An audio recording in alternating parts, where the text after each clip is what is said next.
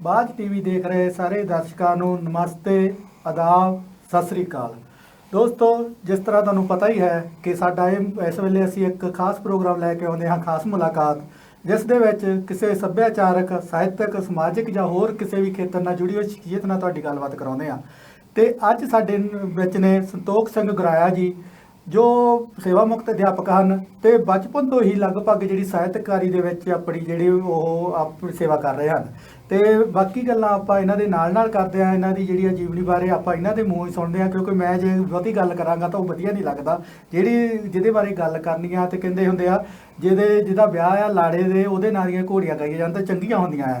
ਅਤੇ ਆਪਾਂ ਗੱਲਬਾਤ ਇਹਨਾਂ ਦੇ ਨਾਲ ਹੀ ਕਰ ਰਹੇ ਹਾਂ, ਬਾਕੀ ਗੱਲਾਂ ਇਹਨਾਂ ਤੋਂ ਹੀ ਸੁਣਦੇ ਹਾਂ। ਗੁਰਾਇਆ ਜੀ, ਸਾਡੇ ਸਟੂਡੀਓ ਵਿੱਚ ਬਾਜ ਟੀਵੀ ਦੇ ਸਾਰੇ ਸਮੂਹ ਟੀਵੀ ਵੱਲੋਂ ਤੁਹਾਡਾ ਬਹੁਤ ਬਹੁਤ ਧੰਨਵਾਦ ਜੀ ਅਤੇ ਸਵਾਗਤ ਜੀ। ਸਭ ਤੋਂ ਪਹਿਲਾਂ ਮੈਂ ਬਾਜ ਟੀਵੀ ਵੇਖਣ ਵਾਲਿਆਂ ਸਰੋਤਿਆਂ ਨੂੰ ਸਤਿ ਸ੍ਰੀ ਅਕਾਲ, ਨਮਸਕਾਰ ਜੀ। ਜੀ ਗੁਰਾਇਆ ਜੀ, ਸਾਡਾ ਇਹ ਪ੍ਰੋਗਰਾਮ ਖਾਸ ਮੁਲਾਕਾਤ ਜਿਹੜਾ ਅਸੀਂ ਦਰਸ਼ਕਾਂ ਨੂੰ ਇੱਕ ਲੇਖਕ ਦੇ ਨਾਲ ਜਾਂ ਸਾਹਿਤਕਾਰ ਨਾਲ ਜਾਂ ਕਿਸੇ ਸਮਾਜ ਸੇਵੀ ਜਿਹੜਾ ਕੋਈ ਵਿਅਕਤੀ ਆ ਉਹਦੇ ਨਾਲ ਰੂਬਰੂ ਕਰਾਉਂਦੇ ਆ, ਉਹਦੇ ਜੀਵਨ ਬਾਰੇ ਜਾਂ ਉਹਦੇ ਕਾਰਜ ਬਾਰੇ ਗੱਲਬਾਤ ਕਰਦੇ ਆ।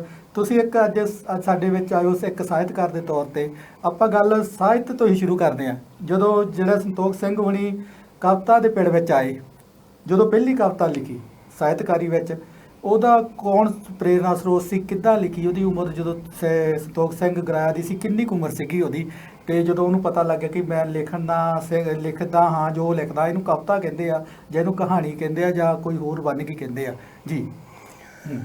ਜਸਵਿੰਦਰ ਜੀ, ਮੇਰੇ ਘਰ ਦੇ ਵਿੱਚ ਐਜੂਕੇਸ਼ਨ ਜਿਹੜੀ ਸੀ ਉਹ ਉਸ ਵਕਤ ਕਾਫੀ ਸੀ ਜੀ। ਮੇਰੇ ਵੱਡੇ ਭਾਈ ਸਾਹਿਬ ਜਿਹੜੇ ਸੀ ਉਹ MA ਦੀ ਇੰਗਲਿਸ਼ ਪੰਜਾਬੀ MA ਦੀ ਜਿਹੜੀ ਉਹ ਸਟੱਡੀ ਕਰ ਰਹੇ ਸੀ, ਅਤੇ ਉਹਨਾਂ ਦੀਆਂ ਬੁੱਕਸ ਜਿਹੜੀਆਂ ਸੀ ਬਹੁਤ ਘਰ ਵਿੱਚ ਪਈਆਂ ਸੀ। 10ਵੀਂ ਕਲਾਸ ਦਾ ਜਦੋਂ ਮੈਂ ਪੇਪਰ ਦੇ ਦਿੱਤੇ ਅਤੇ ਉਹਨਾਂ ਸਮੇਂ 'ਚ ਇਸ ਤਰ੍ਹਾਂ ਦੀ ਇੰਟਰਟੇਨਮੈਂਟ ਕੋਈ ਨਹੀਂ ਸੀ, ਸਿਰਫ ਸਟੱਡੀ ਕਰਨ ਦੀ ਇੰਟਰਟੇਨਮੈਂਟ ਹੁੰਦੀ ਸੀ। ਮਾਹੌਲ ਕਿਤਾਬਾਂ ਦਾ ਹੀ ਹੁੰਦਾ ਸੀ। ਉਹਨਾਂ ਦੀਆਂ ਕਿਤਾਬਾਂ ਮੈਂ ਸਾਰੀਆਂ ਜਿਹੜੀਆਂ ਉਹ ਰੀਡ ਕੀਤੀਆਂ। ਰੀਡ ਕਰਨ ਤੋਂ ਬਾਅਦ ਮੇਰੇ ਕੋਲ ਸਾਹਿਤਕ ਨੌਲੇਜ ਇੰਨਾ ਕੁ ਆ ਗਿਆ ਕਿ ਮੈਂ 1969 ਦੇ ਵਿੱਚ ਜਿਹੜਾ ਉਹ ਲਿਖਣਾ ਸ਼ੁਰੂ ਕੀਤਾ ਜੀ।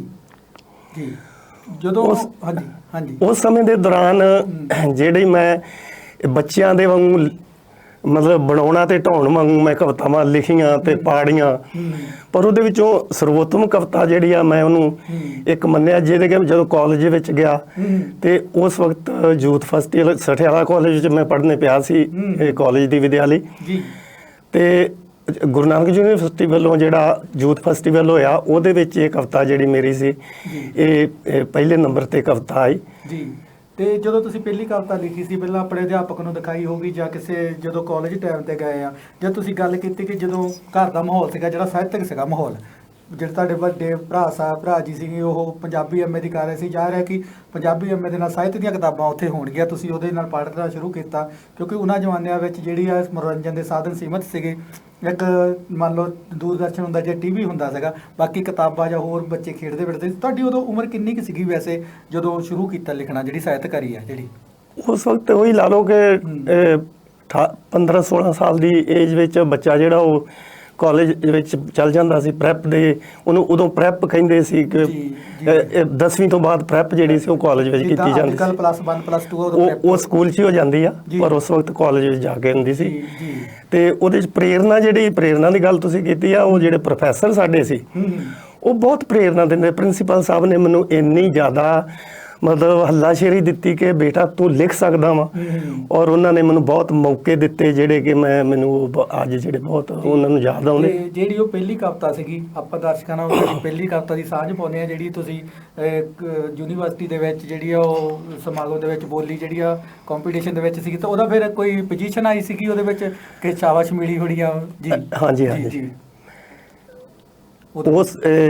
ਉਸ ਵਕਤ ਇਹ ਕਵਿਤਾ ਜਿਹੜੀ ਹੈ ਫਿਰ ਬਹੁਤ ਸਾਰੇ ਮੈਗਜ਼ੀਨਾਂ ਵਿੱਚ ਛਪੀ, ਅਖਬਾਰਾਂ ਵਿੱਚ ਛਪੀ, ਔਰ ਇਹਦੀ ਚਰਚਾ ਹੋਈ। ਇਹਨੂੰ ਇੱਕ ਜੇ ਪਿੰਗਲ ਦੇ ਆਧਾਰ 'ਤੇ ਮੰਨ ਲਿਆ ਜਾਵੇ ਤੇ ਇੱਕ ਬਹੁਤ ਸਰਵੋਤਮ ਕਵਿਤਾ ਜਿਹੜੀ ਇਹਨੂੰ ਕਰਾਰ ਦਿੱਤਾ ਗਿਆ ਵਾ। ਸੀਗੀ ਨਾ ਜੀ। ਆਪਾਂ ਉਹ ਤੁਹਾਡੀ ਕਵਿਤਾ ਦੀ ਸਾਂਝ ਪਾਉਂਦੇ ਹਾਂ ਜੀ।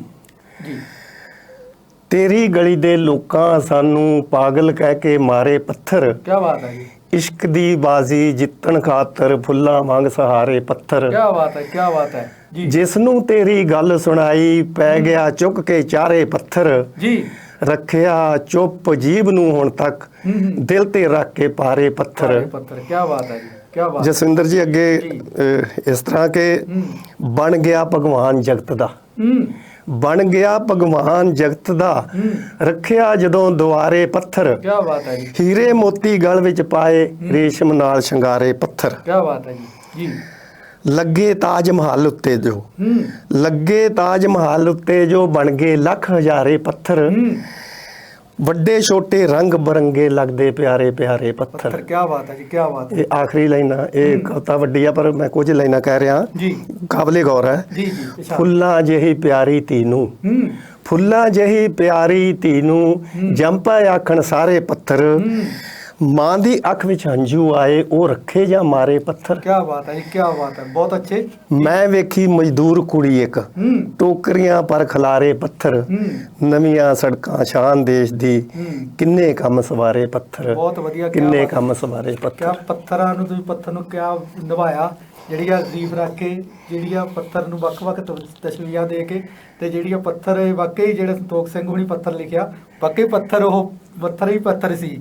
ਤੇ ਸੰਤੋਖ ਸਿੰਘ ਜੀ ਆਪਾਂ ਫਿਰ ਕਵਿਤਾ ਲਿਖਣੀ ਉਦੋਂ ਸ਼ੁਰੂ ਹੋ ਜਾਂਦੀ ਆ ਤੁਹਾਡੀ ਪੱਥਰਾਂ ਤੋਂ, ਕਹਿ ਲਓ ਆਪਾਂ ਜਿਹੜੀ ਪਹਿਲੀ ਕਵਿਤਾ ਸੀਗੀ। ਹਾਂਜੀ। ਫਿਰ ਸ਼ਾਬਾਸ਼ ਮਿਲਣ ਲੱਗ ਪਈ, ਜ਼ਿਆਦਾ ਦੋਸਤਾਂ ਵੀ ਸੁਣਾਉਣ ਲੱਗ ਪਏ, ਜਾਂ ਸਾਹਿਤ ਸਭਾਵਾਂ ਨਾਲ ਵੀ ਜੁੜ ਗਏ ਹੋਗੇ, ਫਿਰ ਤੋਂ ਉੱਥੇ ਜਾਣਾ ਸ਼ੁਰੂ ਕੀਤਾ ਸਾਹਿਤ ਸਭਾਵਾਂ ਦੇ ਵਿੱਚ ਜਾਂ ਲੋਕਾਂ ਦੇ ਵਿੱਚ ਵੀ। ਫਿਰ ਇਹ ਨਹੀਂ, ਉਸ ਵਕਤ ਸਾਹਿਤ ਸਭਾਵਾਂ ਜਿਹੜੀਆਂ ਸੀ ਉਹ ਕੋਈ ਨਹੀਂ ਸੀ ਹੈਗੀਆਂ ਇੰਨੀਆਂ ਜੀ, ਜੋ ਅੱਜ ਮਤਲਬ ਸਾਨੂੰ ਨਸੀਬ ਆ ਇੰਨਾ ਕੁਛ। ਉਸ ਵਕਤ ਇਹ ਮਹਿਫਲਾਂ ਦੇ ਵਿੱਚ, ਪਿੰਡ ਦੀਆਂ ਮਹਿਫਲਾਂ ਦੇ ਵਿੱਚ ਜਾਂ ਹੋਰ ਯਾਰਾਂ ਦੋਸਤਾਂ ਦੀ ਉਹ ਕਹਿੰਦੇ ਨੇ ਨਾ, ਜੇ ਉਹਦੀ ਸੋਚ ਉਹ ਜੇ ਤੁਹਾਨੂੰ ਬੰਦੇ ਜਿਹੜੇ ਇਕੱਠੇ ਹੁੰਦੇ ਮਿਲਦੇ ਆ, ਉਹ ਫਿਰ ਉਹ ਸੋਚ ਨਾਲ ਉਹ ਸਾਰਾ ਕੁਝ ਕੁਦਰਤ ਜਿਹੜੀ ਉਹ ਦਿੰਦੀ ਆ, ਉਹਦੇ ਨਾਲ ਫਿਰ ਉਹਨੇ ਕੁ ਦਾਇਰੇ ਦੇ ਵਿੱਚ ਉਹ ਆਪਣੇ ਵਿਚਾਰਾਂ ਦੀ ਸਾਂਝ ਨੂੰ ਅੱਗੇ ਤੋਰਨਾ ਤੇ ਉਹਦੇ ਵਿੱਚੋਂ ਹੋਰ ਕੁਝ ਕੱਢਣਾ, ਉਹ ਆਪਣੇ ਆਪ ਹੀ ਫਿਰ ਉਹ ਕੁਦਰਤ ਜਿਹੜੀ ਤੋਰ ਦਿੰਦੀ, ਤੋਰ ਪੈਂਦੀ। ਜਿਸ ਵੱਲੋਂ ਰਸਤੇ ਵੱਲੋਂ ਤੁਰ ਪੈਂਦੇ, ਹਾਂਜੀ ਹਾਂਜੀ, ਕਹਿੰਦੇ ਇਕੱਲੇ ਤੁਰਿਆ ਸੀ ਮੁਕਾਬਲਾ ਬਣ ਜੋ ਤੁਹਾਡੇ ਅੰਦਰ ਵਿਚਾਰ ਉਹ ਡਿਵੈਲਪ ਹੋਣਾ ਹੁੰਦਾ, ਉਸ ਵਿਚਾਰ ਵਿੱਚੋਂ ਹੀ ਤੁਹਾਨੂੰ ਸਭ ਕੁਝ ਨੇ, ਉਹ ਵਿਚਾਰ ਹੀ ਤੁਹਾਡੀ ਦੁਨੀਆ ਬਣਦੀ ਹੈ। ਬਿਲਕੁਲ ਬਣ ਜਾਂਦੀ ਹੈ। ਤੇ ਇਸ ਦੇ ਨਾਲ ਹੀ ਜਦੋਂ ਆਪਾਂ ਸਾਹਿਤਕਾਰੀ ਸ਼ੁਰੂ ਕਰਦੇ ਆ, ਮੈਂ ਅਕਸਰ ਹੀ ਗੱਲ ਕਰਦਾ ਹੁੰਦਾ, ਕਹਿੰਦੇ ਨੇ ਸ਼ਾਹ ਬਿਨਾ ਪੱਤ ਨਹੀਂ ਤੇ ਗੁਰੂ ਬਿਨਾ ਗੱਤ ਨਹੀਂ। ਹਾਂਜੀ ਹਾਂਜੀ। ਤੇ ਫਿਰ ਬਹੁਤੀ ਵਾਰੀ ਆਪਾਂ ਸੋਚੀਦਾ, ਜਿਹੜੀ ਅੱਜ ਕੱਲ੍ਹ ਦੀ ਜੇ ਗੱਲ ਕਰ ਲਈਏ ਕਿ ਉਹ ਨੌਜਵਾਨ ਪੀੜ੍ਹੀ ਆ, ਉਹ ਕਹਿੰਦੀ ਲਿਖਣ ਲਈ ਨਾ ਕੋਈ ਪੜ੍ਹਨ ਦੀ ਜ਼ਰੂਰਤ ਹੈ, ਨਾ ਕੋਈ ਵਧੀਆ ਉਸਤਾਦ ਦੇ ਨਾਲ ਜਾਂ ਚੰਗੇ ਪ੍ਰਪੱਖ ਜਿਹੜਾ ਲਿਖਣ ਵਾਲਾ ਉਹਨੂੰ ਸਲਾਹ ਕਰਨ ਦੀ ਲੋੜ ਹੈ। ਜੋ ਅਸੀਂ ਲਿਖ ਲਿਆ ਵਧੀਆ ਆ। ਤੇ ਸੋਸ਼ਲ ਮੀਡੀਆ ਨੇ ਵੀ ਉਹਦਾ ਵਿੱਚ ਆਪਣਾ ਰੋਲ ਜਿਹੜਾ ਅਦਾ ਕੀਤਾ ਆ, ਕੋਈ ਮੈਨੂੰ ਲੱਗਦਾ ਕੋਈ ਵਧੀਆ ਨਹੀਂ। ਤੇ ਤੁਸੀਂ ਇਹ ਉਸਤਾਦੀ ਸ਼ਾਗਿਰਦੀ ਜਿਹੜੀ ਤੁਸੀਂ ਕਿਹਨੂੰ ਸਲਾਹ ਲਈ ਆ, ਜਾਂ ਉਸਤਾਦੀ ਸ਼ਾਗਿਰਦੀ ਰਸਮੀ ਤੌਰ ਤੇ ਕੀਤੀ, ਪਹਿਲਾਂ ਸਭ ਤੋਂ ਕਿਸ ਦੇ ਨਾਲ ਕੀਤੀ? ਜੀ ਜਸਵਿੰਦਰ ਜੀ, ਮੈਂ ਪੜ੍ਹਦਿਆਂ ਪ੍ਰਭਾਵਿਤ ਹੋਇਆ ਮੈਂ ਸ਼ਿਵ ਕੁਮਾਰ ਬਟਾਲਵੀ ਜੀ ਕੋਲੋਂ। ਜੀ। ਉਹਨਾਂ ਦੀਆਂ ਰਚਨਾਵਾਂ ਤੋਂ ਇੰਨਾ ਪ੍ਰਭਾਵਿਤ ਹੋਇਆ ਕਿ ਉਹਨਾਂ ਵਰਗਾ ਲਿਖਣ ਦਾ ਯਤਨ ਕੀਤਾ। ਸੰਤਰਾਮ ਉਦਾਸੀ ਉਸ ਵਕਤ ਬਹੁਤ ਵੱਡੇ ਪ੍ਰਭਾਵਸ਼ਾਲੀ ਇੱਕ ਸ਼ਾਇਰ ਹੋਏ, ਬਿਲਕੁਲ, ਜਿਨ੍ਹਾਂ ਨੇ ਸਮਾਜ ਦੇ ਵਿੱਚ ਬਹੁਤ ਵੱਡਾ ਇੱਕ ਬਦਲਾਵ ਲਿਆਉਣ ਲਈ ਆਪਣਾ ਜੋ ਕੁਝ ਦਿੱਤਾ। ਉਹਨਾਂ ਦੀਆਂ ਭਾਵੇਂ ਕੁਝ ਕਿਤਾਬਾਂ ਵਾ, ਪਰ ਅੱਜ ਉਹ ਮੀਲ ਪੱਥਰ ਆ। ਬਿਲਕੁਲ ਜੀ। ਔਰ ਫਿਰ ਮੇਰੇ ਭਾਈ ਸਾਹਿਬ ਜਿਹੜੇ ਉਹ ਚੰਡੀਗੜ੍ਹ ਰਹਿੰਦੇ ਸੀ, ਚੰਡੀਗੜ੍ਹ ਤੋਂ ਨਾਲ ਬਹੁਤ ਲੰਮੇ ਸਮੇਂ ਤੋਂ ਸਾਡਾ ਜਿਹੜਾ ਉਹ ਲਿੰਕ ਸੀ, ਮੈਂ ਉੱਥੇ ਵੀ ਚਲਾ ਗਿਆ। ਉੱਥੇ ਸੰਤੋਖ ਸਿੰਘ ਧੀਰ ਜਿਹੜੇ ਸੀ, ਉਹਨਾਂ ਨਾਲ ਮੇਰਾ ਸੰਪਰਕ ਬਣਿਆ ਜੀ। ਔਰ ਉਹ ਜੇ ਅੱਜ ਵੇਖੀਏ ਤੇ ਉਹ ਜਿਹੇ ਉਸਤਾਦ ਪੈਦਾ ਹੋ ਸਕਦੇ ਆ ਜੀ, ਬੜੇ ਔਖੇ ਆ। ਬਿਲਕੁਲ ਜੀ, ਹਾਂ। ਉੱਥੇ ਸੰਤ ਸਿੰਘ ਸ਼ੇਖੋ, ਸੰਤੋਖ ਸਿੰਘ ਧੀਰ, ਇਹ ਸਾਰੇ ਜਿਹੜੇ ਸੀ, ਉਹਨਾਂ ਨਾਲ ਮੈਨੂੰ ਮਿਲਣ ਦਾ ਮੌਕਾ ਮਿਲਿਆ। ਔਰ ਉਸ ਵਕਤ ਉਹ ਜਿਹੜੀ ਉਹਨਾਂ ਕੋਲੋਂ ਜੋ ਕੁਛ ਮੈਂ ਸਿੱਖਿਆ, ਉਹੀ ਜਿਹੜੀ ਸੀ ਪਰੰਪਰਾ ਨੂੰ ਅੱਗੇ ਆਪਣੀਆਂ ਰਚਨਾਵਾਂ ਵਿੱਚ ਜਿਹੜਾ ਉਹ ਦਿੱਤਾ। ਉਹ ਤੁਹਾਡੀ ਜਿਹੜੀ ਉਸਤਾਦਾਂ ਦੀ ਜਿਹੜੀ ਸੰਗਤ ਆ, ਉਹ ਤੁਹਾਡੀ ਕਿਤਾਬਾਂ ਦੇ ਵਿੱਚ ਬੋਲਦੀ ਆ, ਜਿਹੜੀ ਆ ਚੰਗਾ ਸਾਹਿਤ ਆ, ਜਿਹੜੀ ਪਰਪੱਕ ਸਾਹਿਤ ਆ, ਜਿਹੜੀ ਆ ਉਹ ਚੰਗੀ ਜਿਹੜੀਆਂ ਬੋਲਦੀਆਂ, ਜਿਹੜੀਆਂ ਸਲਾਹ ਲਈ ਆ। ਤੇ ਉਸ ਤੋਂ ਬਾਅਦ ਤੁਹਾਡੀਆਂ ਜਿਹੜੀਆਂ ਸਾਹਿਤਕਾਰੀ ਦੇ ਵਿੱਚ ਕਵਿਤਾ ਲਿਖੀਆਂ, ਪਹਿਲੀ ਕਿਤਾਬ ਕਦੋਂ ਛਪਦੀ ਹੈ? ਮੇਰੀ ਕਿਤਾਬ ਜਸਵਿੰਦਰ ਜੀ, ਪਹਿਲੀ ਕਿਤਾਬ ਜਿਹੜੀ ਆ ਉਹ ਛਪਦੀ ਆ 1992 ਦੇ ਵਿੱਚ ਮੇਰੀ ਪਹਿਲੀ ਕਿਤਾਬ ਛਪੀ ਆ ਜੀ। ਤੇ ਉਸ ਤੋਂ ਬਾਅਦ ਫਿਰ ਕਿੰਨੀਆਂ ਕਿਤਾਬਾਂ ਛਪੀਆਂ? ਇਹ ਮੈਂ ਕੋਈ ਹੁਣ ਤੱਕ ਮੇਰੀਆਂ 10 ਕਿਤਾਬਾਂ ਛਪ ਚੁੱਕੀਆਂ ਵਾ, ਜਿਨ੍ਹਾਂ ਵਿੱਚ ਜਿਹੜੀਆਂ ਹੁਣ 22 ਦੇ ਵਿੱਚ 2022 ਦੇ ਵਿੱਚ ਮੇਰੀਆਂ 2 ਕਿਤਾਬਾਂ ਜਿਹੜੀਆਂ ਆਈਆਂ ਵਾ, ਉਹ ਬਹੁਤ ਵੱਡੀਆਂ ਖੋਜ ਭਰਪੂਰ ਕਿਤਾਬਾਂ ਜਿਹੜੀਆਂ ਉਹਨਾਂ ਨੂੰ ਮੈਂ ਕਹਿ ਸਕਦਾ ਵਾਂ ਕਿ ਜਿਹੜੀਆਂ ਮੈਨੂੰ ਬਹੁਤ ਵੱਡਾ ਮਾਣ ਜਿਹੜਾ ਉਹ ਦੇ ਰਹੀਆਂ ਵਾ ਇਹ ਮੈਂ ਆਪਣੇ ਪਿੰਡ ਦੇ ਇਤਿਹਾਸ ਦੇ ਉੱਤੇ ਕਿਤਾਬ ਅਤੀਤ ਦੀ ਬੁੱਕਲ ਵਿੱਚ ਗਵਾਚਿਆ ਸੱਚ ਪਿੰਡ ਟੌਂਗ ਦੇ ਇਤਿਹਾਸਕ ਪੰਨੇ ਜਿਹੜੇ ਮੈਂ ਲਿਖੇ ਕਿਤਾਬ ਜੀ, ਉਹਦੇ ਵਿੱਚ ਭਾਸ਼ਾ ਵਿਭਾਗ ਵਾਲਿਆਂ ਨੇ ਮੈਨੂੰ ਸਨਮਾਨ ਕੀਤਾ ਔਰ ਉਹਦੇ ਵਿੱਚ ਪਿੰਡ ਵਿੱਚੋਂ ਜਿਹੜਾ ਮੈਨੂੰ ਮਾਣ ਮਿਲਿਆ, ਮੈਂ ਉਹ ਮਹਿਸੂਸ ਕੀਤਾ ਕਿ ਮੈਂ ਆਪਣੀ ਕਲਮ ਦਾ ਕਰਜ਼ ਜਿਹੜਾ ਵਾ ਉਹ ਪਿੰਡ ਵਾਸੀਆਂ ਦੇ ਨਾਂ ਤੇ ਉਤਾਰ ਦਿੱਤਾ, ਜਿਹਦੇ ਵਿੱਚ ਮੈਂ 450 ਸਾਲ ਦਾ ਪਿਛਲਾ ਇਤਿਹਾਸ ਜਿਹੜਾ ਵਾ ਉਹ ਇਹ ਕਿਤਾਬ ਦੇ ਰੂਪ ਵਿੱਚ ਉਹ ਦਿੱਤਾ ਵਾ ਜੀ। ਜਿਹੜੀਆਂ ਮੈਂ ਦੇਖਿਆ ਜਿਹੜੀਆਂ ਤੁਹਾਡੀਆਂ ਕਵਿਤਾਵਾਂ ਦੀਆਂ ਜਾਂ ਕਿਤਾਬਾਂ ਦੀਆਂ ਉਹਦੇ ਵਿਸ਼ੇ ਜਿਹੜੇ ਟਾਈਟਲ ਆ ਜਿਹੜੇ ਆ ਨਾ ਉਹ ਧਾਰਮਿਕ ਜਿਹੜੇ ਆ, ਜਿੱਦਾਂ ਕਿ ਕੂੜੇ ਟੁੱਟੇ ਪਾਲ ਜਾਂ ਹੋਰ ਤਰ੍ਹਾਂ ਇਸ ਤਰ੍ਹਾਂ ਦੇ ਨਾਲ ਜੁੜੇ ਹੋਏ। ਇਹਦਾ ਧਾਰਮਿਕ ਜਿਹੜਾ ਖਿਆਲ ਹੈ ਜਾਂ ਮਨ ਦੇ ਵਿੱਚ ਕਿਤੇ ਵਸਿਆ ਆ ਕਿ ਇਹਦਾ ਕੀ ਕਾਰਨ ਆ ਕਿ ਜਿਹੜਾ ਉਹਦੇ ਵਿਸ਼ੇ ਜਿਹੜੇ ਟਾਈਟਲ ਆ ਧਾਰਮਿਕ ਦੇ ਨਾਲ ਜਾਣੀ ਕਿ ਸਿੱਖ ਇਤਿਹਾਸ ਦੇ ਨਾਲ ਬਹੁਤੇ ਜੁੜੇ ਹੋਏ ਦਾ ਕੀ ਕਾਰਨ ਆ? ਇਹ ਧਰਮ ਵੱਲ ਨੂੰ ਜ਼ਿਆਦਾ ਝੁਕਾ ਜਾਂ ਕੀ ਸੀ ਇਹਦੇ ਪਿੱਛੇ ਕੋਈ ਜਾਂ ਘਰ ਦਾ ਮਾਹੌਲ ਵੀ ਧਾਰਮਿਕ ਸੀਗਾ ਜਾਂ ਇਸ ਤਰ੍ਹਾਂ ਦਾ ਕੋਈ? ਜੀ ਜਸਵਿੰਦਰ ਜੀ, ਇਸ ਤਰ੍ਹਾਂ ਵਾ ਕਿ ਇਹ ਕੁਦਰਤੀ ਸਾਰਾ ਕੁਝ ਜਿਹੜਾ ਉਹ ਦਿੰਦੀ ਆ ਇਨਸਾਨ ਨੂੰ, ਉਸ ਤਰ੍ਹਾਂ ਦਾ ਜਿਹੜਾ ਮਾਹੌਲ ਦਿੰਦੀ ਆ ਜੀ। ਮੈਂ 10ਵੀਂ 'ਚ ਪੜ੍ਹਦਿਆਂ ਹੀ ਗੁਰੂ ਗ੍ਰੰਥ ਸਾਹਿਬ ਜੀ ਦੀ ਸਾਰੀ ਸੰਥਿਆ ਜਿਹੜੀ ਸੀ ਪਿੰਡ ਦੇ ਆਪਣੇ ਦੇ ਗੁਰਦੁਆਰੇ ਦੇ ਭਾਈ ਬਹੁਤ ਗੁਰਬਾਣੀ ਦੇ ਗਿਆਤਾ ਸੀ ਜੀ, ਉਹਨਾਂ ਕੋਲੋਂ ਮੈਂ ਸਾਰੀ ਸੰਥਿਆ ਜਿਹੜੀ ਸੀ ਉਹ ਲਗਾਤਾਰ 1 ਸਾਲ ਬਿਨਾਂ ਨਾਗੇ ਤੋਂ ਜਾ ਕੇ ਜਿਹੜੀ ਉਹ ਸੰਥਿਆ ਲਈ। ਕੀ ਬਾਤ ਹੈ ਜੀ। ਉਸ ਤੋਂ ਬਾਅਦ ਮੈਂ ਗਿਆਨੀ ਕਲਾਸ ਕੀਤੀ ਔਰ ਇਹਨਾਂ ਚੀਜ਼ਾਂ ਨੇ ਮੈਨੂੰ ਧਰਮ ਅਧਿਐਨ ਵੱਲ ਤੋਰਿਆ ਕਿ ਧਰਮ ਕਿਹੜੀ ਜਿੰਨਾ ਚਿਰ ਸਾਨੂੰ ਧਰਮ ਦਾ ਜਿਹੜਾ ਉਹ ਗਿਆਨ ਨਹੀਂ ਆਉਂਦਾ ਉਨੀ ਦੇਰ ਤੱਕ ਅਸੀਂ ਜੀਵਨ ਪ੍ਰਤੀ ਕੋਈ ਗੱਲ ਸੱਚੀ ਨਹੀਂ ਕਰ ਸਕਦੇ। ਇਸ ਕਰਕੇ ਮੈਨੂੰ ਮੇਰੇ ਉੱਤੇ ਉਹ ਪ੍ਰਭਾਵ ਜਿਹੜਾ ਵਾ ਉਹਨੇ ਹੀ ਮੇਰੀਆਂ ਲਿਖਤਾਂ ਦੇ ਵਿੱਚ ਮੈਨੂੰ ਜਿਹੜਾ ਉਹ ਤੁਸੀਂ ਜਿਹੜੀ ਗੱਲ ਕਰ ਰਹੇ ਆ ਉਹ ਮੇਰੀ ਉਹ ਪੂਰੀ ਮੋਹਰ ਵਾ ਮੇਰੇ ਉੱਤੇ ਜਿਹੜੀ ਉਹ ਲੱਗੀ। ਤੇ ਇਹ ਸੱਚੀ ਜਿਹੜੇ ਸਹੀ ਅਰਥਾਂ ਦੇ ਵਿੱਚ ਜੇ ਅਸੀਂ ਕੋਈ ਗਿਆਨ ਕੱਢਣਾ ਵਾ ਤੇ ਅਸੀਂ ਧਰਮ ਨੂੰ ਓਲੇ ਨਹੀਂ ਕਰ ਸਕਦੇ, ਗੁਰਬਾਣੀ ਨੂੰ ਓਲੇ ਨਹੀਂ ਕਰ ਸਕਦੇ। ਇਹ ਜਿਹੜਾ ਇੰਨਾ ਵੱਡਾ ਸਮੁੰਦਰ ਗਿਆਨ ਦਾ ਸਾਡੇ ਕੋਲ ਆ ਤੇ ਇਹਦੇ ਅੱਜ ਦਾ ਦੁਖਾਂਤ ਹੀ ਇਹੋ ਆ ਕਿ ਉਹਦੇ ਕੰਢੇ ਖੜਾ ਮਨੁੱਖ ਜਿਹੜਾ ਉਹ ਪਿਆਸਾ ਵਾ। ਬਿਲਕੁਲ, ਰਾਹ ਦਸੇਰਾ ਸਾਡੀ ਜਿਹੜੀ ਗੁਰਬਾਣੀ ਆ ਉਹ ਸਾਡਾ ਕੀਤਾ ਰਾਹ ਇੱਕ ਦਸੇਰਾ, ਉਹਨੂੰ ਇੱਕ ਸ਼ਬਦ ਇੱਕ ਵਰਨ ਜਿਹੜਾ ਉਹਦੇ ਵਿੱਚ ਬਹੁਤ ਸਾਰੀ ਵਿਆਖਿਆ ਕੀਤੀ ਜਾ ਸਕਦੀ, ਬਹੁਤ ਸਾਰੀਆਂ ਕਿਤਾਬਾਂ ਰਚੀਆਂ ਜਾ ਸਕਦੀਆਂ। ਤੇ ਤੁਹਾਡੇ ਜਿਹੜੀ ਕਿਵ ਕੂੜੇ ਟੁੱਟੇ ਪਾਲ ਸੀਗੀ ਉਹਦੇ ਵਿੱਚੋਂ ਜਿਹੜੀਆਂ ਉਹਦੇ ਵਿਸ਼ੇ ਕੀ ਸੀ ਕਵਿਤਾਵਾਂ ਦੇ, ਧਾਰਮਿਕ ਹੀ ਸੀਗੇ ਜਾਂ ਕਿਸ ਤਰ੍ਹਾਂ ਦੇ ਸੀਗੇ? ਇਹਦੇ ਵਿੱਚ ਜਸਵਿੰਦਰ ਜੀ ਇਹਦੇ ਵਿੱਚ ਮੇਰੇ ਧਾਰਮਿਕ ਵਿਸ਼ੇ ਇਸ ਤਰੀਕੇ ਦੇ ਆ ਕਿ ਮਨੁੱਖ ਦੇ ਅੰਦਰ ਦੀ ਗੱਲ, ਰੂਹਾਨੀਅਤ ਦੀ ਗੱਲ ਕਿ ਉਹ ਅੰਦਰੋਂ ਅਸੀਂ ਸਾਰਾ ਜੀਵਨ ਜਿਹੜਾ ਵਾ ਉਹ ਬਾਹਰ ਮੁਖੀ ਜੀਨੇ ਆ। ਬਿਲਕੁਲ, ਪਰ ਜ਼ਰੂਰਤ ਇਹ ਆ ਕਿ ਅਸੀਂ ਅੰਦਰ ਦੀ ਗੱਲ ਕਰੀਏ। ਆਪਣੇ ਉਹ ਜਿਹੜਾ ਮਨੁੱਖ ਆਪਣੇ ਅੰਦਰ ਨੂੰ ਜਿਹੜਾ ਉਹ ਪੈਂਦਾ ਆਪਾਂ ਸ਼ੁਰੂ ਕਰਦਾ ਉਹ ਫਿਰ ਬਾਹਰ ਜਿਹੜੀ ਗੱਲ ਆ ਉਹਨੂੰ ਉਹ ਸਾਰੀ ਝੂਠੀ ਲੱਗਣ ਲੱਗ ਪੈਂਦੀ ਆ। ਬਿਲਕੁਲ ਜੀ।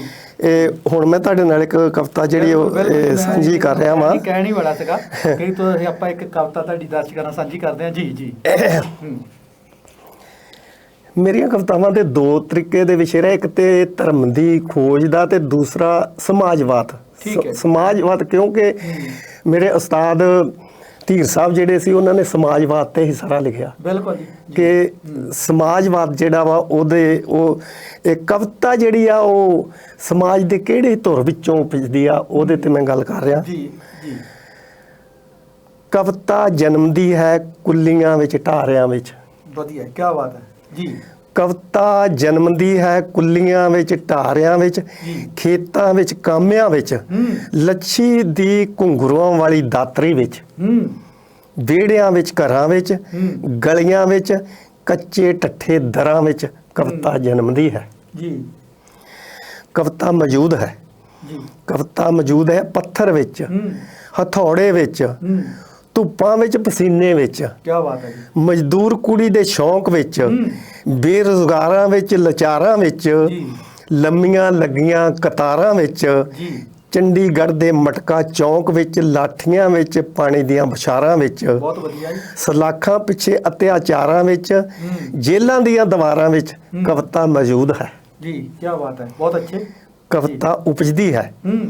ਕਵਿਤਾ ਉਪਜਦੀ ਹੈ ਮਹਿੰਦੀ ਨਾਲ ਸੜਦੇ ਹੱਥਾਂ ਵਿੱਚ। ਕੀ ਬਾਤ ਕਵਿਤਾ ਉਪਜਦੀ ਹੈ ਮਹਿੰਦੀ ਨਾਲ ਸੜਦੇ ਹੱਥਾਂ ਵਿੱਚ, ਚੂੜੇ ਦੇ ਫਿੱਕੇ ਰੰਗਾਂ ਵਿੱਚ, ਸੁਪਨਿਆਂ ਵਿੱਚ ਚਾਵਾਂ ਵਿੱਚ, ਸੱਤ ਸਮੁੰਦਰ ਦੀ ਦੂਰੀ ਵਿੱਚ, ਮਜਬੂਰੀ ਵਿੱਚ ਮਜ਼ਦੂਰੀ ਵਿੱਚ। ਕੀ ਬਾਤ ਹੈ ਮਜ਼ਦੂਰੀ ਵਿੱਚ, ਕਾਲੀਆਂ ਰਾਤਾਂ ਵਿੱਚ, ਵਿਛੋੜੇ ਵਿੱਚ, ਹੌਕੇ ਵਿੱਚ, ਹਟਕੋਰੇ ਵਿੱਚ ਕਵਿਤਾ ਉਪਜਦੀ ਹੈ। ਕੀ ਬਾਤ ਹੈ ਜੀ, ਕਵਿਤਾ ਜਨਮਦੀ ਹੈ, ਕਵਿਤਾ ਉਪਜਦੀ ਹੈ, ਕਵਿਤਾ ਮੌਜੂਦ ਹੈ। ਬਿਲਕੁਲ।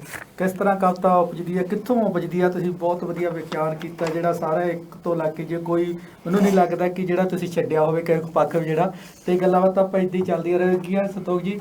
ਤੇ ਆਪਾਂ ਇੱਕ ਛੋਟੇ ਜਿਹੇ ਬ੍ਰੇਕ ਦਾ ਸਮਾਂ ਹੋ ਗਿਆ, ਇੱਕ ਬ੍ਰੇਕ ਲੈਂਦੇ ਹਾਂ। ਦਰਸ਼ਕੋ ਤੁਸੀਂ ਕਿਤੇ ਨਹੀਂ ਜਾਣਾ, ਅਸੀਂ ਗਏ ਤੇ ਆਏ, ਸਾਡੇ ਨਾਲ ਇਸ ਤਰ੍ਹਾਂ ਬਣੇ ਰਹੋ।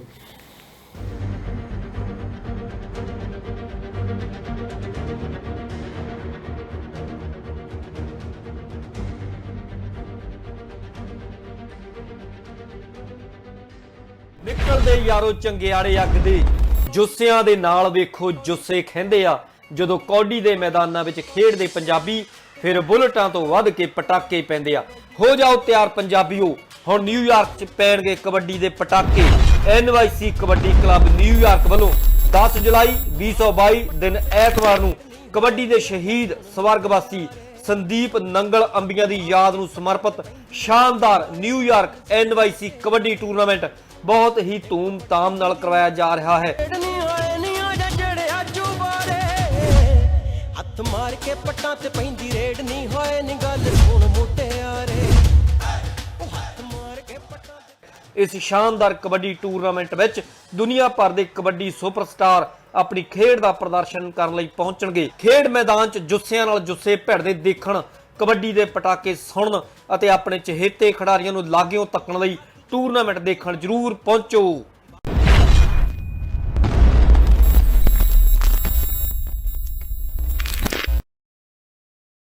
ਪੰਜਾਬੀਆਂ ਦੇ ਦਿਲ ਸਟਾਕਟਨ ਵਿਖੇ ਟਰੱਕ ਡਰਾਈਵਰ ਭਰਾਵਾਂ ਲਈ ਸਹੂਲਤਾਂ ਭਰਿਆ ਵੈਨਕੋ ਟਰੱਕ ਐਂਡ ਆਟੋ ਪਲਾਜ਼ਾ, ਜਿੱਥੇ ਟਰੱਕ ਡਰਾਈਵਰ ਵੀਰਾਂ ਲਈ ਸਸਤੇ ਅਤੇ ਭਰੋਸੇਮੰਦ ਰੇਟ ਤੇ ਡੀਜ਼ਲ ਅਤੇ ਹੋਰ ਸਮਾਨ 24 ਘੰਟੇ ਉਪਲਬਧ ਹੈ। ਟਰੱਕਾਂ ਨੂੰ ਪਾਰਕ ਕਰਨ ਤੇ ਡਰਾਈਵਰ ਵੀਰਾਂ ਵਾਸਤੇ ਆਧੁਨਿਕ ਤੇ ਸਾਫ਼ ਸੁਥਰੇ ਸ਼ਾਵਰ, ਖਾਣ ਪੀਣ ਦੇ ਤਾਜ਼ੇ ਫੂਡ ਦੀ ਸੁਵਿਧਾ, ਹਾਈਵੇ ਦੇ ਚਾਰਟਰ ਵੇ ਐਗਜ਼ਿਟ ਦੇ ਐਨ ਉੱਪਰ। ਵਧੇਰੇ ਜਾਣਕਾਰੀ ਲਈ ਮਲਕੀਤ ਸਿੰਘ ਬੋਪਾਰਾਏ ਨੂੰ ਹੇਠ ਲਿਖੇ ਨੰਬਰ ਤੇ ਕਾਲ ਕਰੋ। ਹੁਣ ਟਰੱਕ ਚਲਾਉਣਾ ਸਿੱਖ ਕੇ ਕਰੋ ਕਮਾਈਆਂ। 2020 CDL driving school Fredericksburg Virginia ਵਿਖੇ, ਜਿੱਥੇ CDL ਕਲਾਸ A, B ਤੇ P ਦੀ training, cars, buses, box truck, commercial tractor trailer ਵੀ ਚਲਾਉਣੇ ਸਿਖਾਏ ਜਾਂਦੇ ਨੇ। ਇੱਥੇ ਨਾ ਸਿਰਫ ਪੰਜਾਬੀ, ਹਿੰਦੀ, ਅੰਗਰੇਜ਼ੀ, ਉਰਦੂ ਤੇ ਸਪੈਨਿਸ਼ ਵਿੱਚ ਗੱਲਬਾਤ ਕਰਨ ਦੀ ਸਹੂਲਤ ਹੈ, ਸਗੋਂ ਰਿਹਾਇਸ਼ ਦਾ ਵੀ ਪ੍ਰਬੰਧ ਹੈ। ਅੱਜ ਹੀ ਸੰਪਰਕ ਕਰੋ ਸਨੀ ਨੂੰ 540 656 0985 ਤੇ। ਈਸਟ ਕੋਸਟ ਦੀ ਸ਼ਾਨਦਾਰ trucking company Tibbi Express Inc New Jersey, Pennsylvania, Ohio, Indiana, Kentucky ਵਾਸਤੇ ਪੱਕੇ ਅਤੇ back and forth load dedicated run and hookup drop ਦੀ ਸੁਵਿਧਾ। ਨਵੇਂ ਟਰੱਕ ਅਤੇ ਡਰਾਈਵਰਾਂ ਨੂੰ ਵਧੀਆ ਰੇਟ। 6 ਮਹੀਨੇ ਬਾਅਦ ਡਰਾਈਵਰ ਭਰਾਵਾਂ ਨੂੰ ਬੋਨਸ। ਸਵੇਰ ਤੋਂ ਸ਼ਾਮ ਤੱਕ ਲੋਕਲ ਕੰਮ ਕਰਨ ਵਾਲੇ ਡਰਾਈਵਰਾਂ ਵੀਰਾਂ ਨੂੰ $25 ਪ੍ਰਤੀ ਘੰਟਾ। New Jersey, Pennsylvania, Ohio, Indiana, Kentucky ਵਾਸਤੇ ਲੋਕਲ ਕੰਮ ਲਈ ਡਰਾਈਵਰ ਵੀਰ ਸੰਪਰਕ ਕਰੋ। ਕਾਲ happy Tibbi 6099474777। ਮੈਟਾਵਨ day care centre ਇੱਕ ਮੈਡੀਕਲ ਡੇ ਕੇਅਰ ਪ੍ਰੋਗਰਾਮ ਹੈ ਜੋ ਮੈਟਾਵਨ ਅਤੇ ਆਸ-ਪਾਸ ਦੇ ਖੇਤਰਾਂ ਦੀ ਸੇਵਾ ਕਰਦਾ ਹੈ। ਇੱਥੇ ਲਾਇਸੈਂਸਸ਼ੁਦਾ ਨਰਸਿੰਗ ਕਰਮਚਾਰੀ, ਲਾਇਸੈਂਸਸ਼ੁਦਾ ਸੋਸ਼ਲ ਵਰਕਰ, ਪ੍ਰਮਾਣਿਤ ਡਾਈਟੀਸ਼ੀਅਨ, ਗਤੀਵਿਧੀਆਂ ਦੇ ਨਿਰਦੇਸ਼ਕ, ਤੁਹਾਡੀ ਸਿਹਤ ਸਥਿਤੀਆਂ ਦੀ ਨਿਗਰਾਨੀ, ਸਰੀਰਕ ਅਤੇ ਕਿੱਤਾ-ਮੁਖੀ ਥੈਰੇਪੀ ਦਾ ਤਾਲਮੇਲ, ਗਰੁੱਪ ਐਕਟੀਵਿਟੀ, ਐਕਸਰਸਾਈਜ਼, ਆਰਟ ਅਤੇ ਹੋਰ ਵੀ ਬਹੁਤ ਕੁਝ। ਤੁਹਾਡੇ ਬਲੱਡ ਸ਼ੂਗਰ, ਬਲੱਡ ਪ੍ਰੈਸ਼ਰ ਦੀ monitoring, door to door transportation ਦੀ ਸੁਵਿਧਾ ਦੇ ਨਾਲ ਗਰਮ ਤੇ ਪੌਸ਼ਟਿਕ ਨਾਸ਼ਤਾ ਤੇ ਲੰਚ ਵੀ ਮੁਹੱਈਆ ਕਰਵਾਇਆ ਜਾਂਦਾ ਹੈ। ਸਾਡਾ ਸਟਾਫ ਖਰੀਦਦਾਰੀ ਵਿੱਚ ਤੁਹਾਡੀ ਮਦਦ ਵੀ ਕਰ ਸਕਦਾ ਹੈ। ਸਾਡੇ ਨਾਲ ਹੇਠ ਲਿਖੇ ਪਤੇ ਤੇ ਸੰਪਰਕ ਕਰੋ। ਸੁਹਾਗ ਜੁਐਲਰਸ, ਪੰਜਾਬੀਆਂ ਦਾ ਆਪਣਾ ਜੁਐਲਰੀ ਸਟੋਰ। ਵਿਆਹ, ਸ਼ਾਦੀ ਤੇ ਹੋਰ ਮੌਕਿਆਂ ਲਈ ਲੇਟੈਸਟ ਡਿਜ਼ਾਈਨ ਦੇ ਗਹਿਣੇ ਵਾਜਿਬ ਕੀਮਤ ਤੇ ਖਰੀਦਣ ਦੇ ਲਈ Suhag jewellers, Oak Tree Road, Iselin, New Jersey. Call Surinder or Anu at 732-283-1200 or 732-283-3600. ਪੰਜਾਬੀਆਂ ਦਾ ਮਨ ਪਾਉਂਦਾ store Suhag jewellers 1367 oak tree road Iselin New jersey.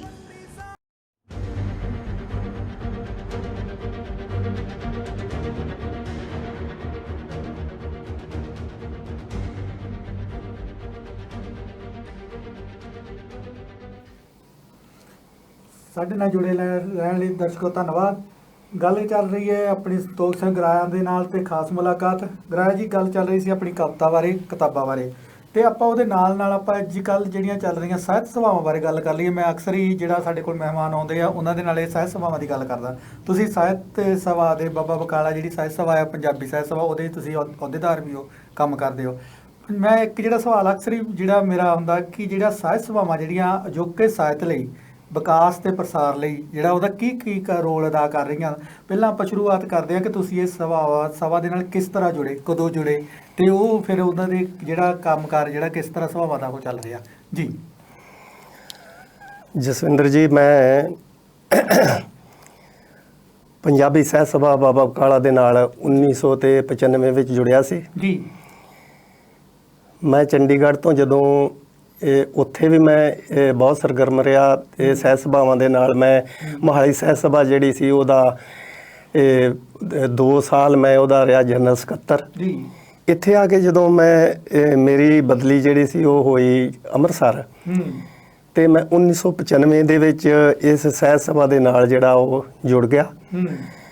ਤੇ 2012 ਦੇ ਵਿੱਚ ਮੈਨੂੰ ਇਹ ਸ਼ੈਲੇਂਦਰਜੀਤ ਜੀ ਰਾਜਨ ਜਿਹੜੇ ਸਾਡੀ ਸਾਹਿਤ ਸਭਾ ਦੇ ਜਨਰਲ ਸਕੱਤਰ ਆ, ਇਹਨਾਂ ਨੇ ਆਪਣੇ ਮਤਾ ਇਹੋ ਜਿਹਾ ਬਣਾਇਆ ਕਿ ਮੈਨੂੰ ਪ੍ਰਧਾਨਗੀ ਜਿਹੜੀ ਉਹ ਨਵਾਜਿਆ ਮੈਨੂੰ ਪ੍ਰਧਾਨਗੀ ਨਾਲ। ਔਰ ਉਸ ਸਮੇਂ ਤੋਂ ਲੈ ਕੇ ਹੁਣ ਤੱਕ ਮੈਂ ਉਸ ਸਾਹਿਤ ਸਭਾ ਦਾ ਇਹ ਪ੍ਰਧਾਨਗੀ ਦੇ ਅਹੁਦੇ ਉੱਤੇ ਜਿਹੜਾ ਉਹ ਕੰਮ ਕਰ ਰਿਹਾ ਵਾਂ। ਤੇ ਇਹ ਜਿੱਥੋਂ ਤੱਕ ਤੁਸੀਂ ਗੱਲ ਕੀਤੀ ਆ ਕਿ ਸਾਹਿਤ ਸਭਾਵਾਂ ਦਾ ਰੋਲ ਕੀ ਆ, ਸਾਹਿਤ ਸਭਾਵਾਂ ਦਾ ਬਹੁਤ ਵੱਡਾ ਰੋਲ ਵਾ ਜੇ ਉਹ ਸਹੀ ਤਰੀਕੇ ਨਾਲ ਸਮਝਣ ਤੇ। ਸਾਹਿਤ ਸਭਾਵਾਂ ਜਿਹੜੀਆਂ ਉਹ ਇੱਕ ਸਾਹਿਤਕ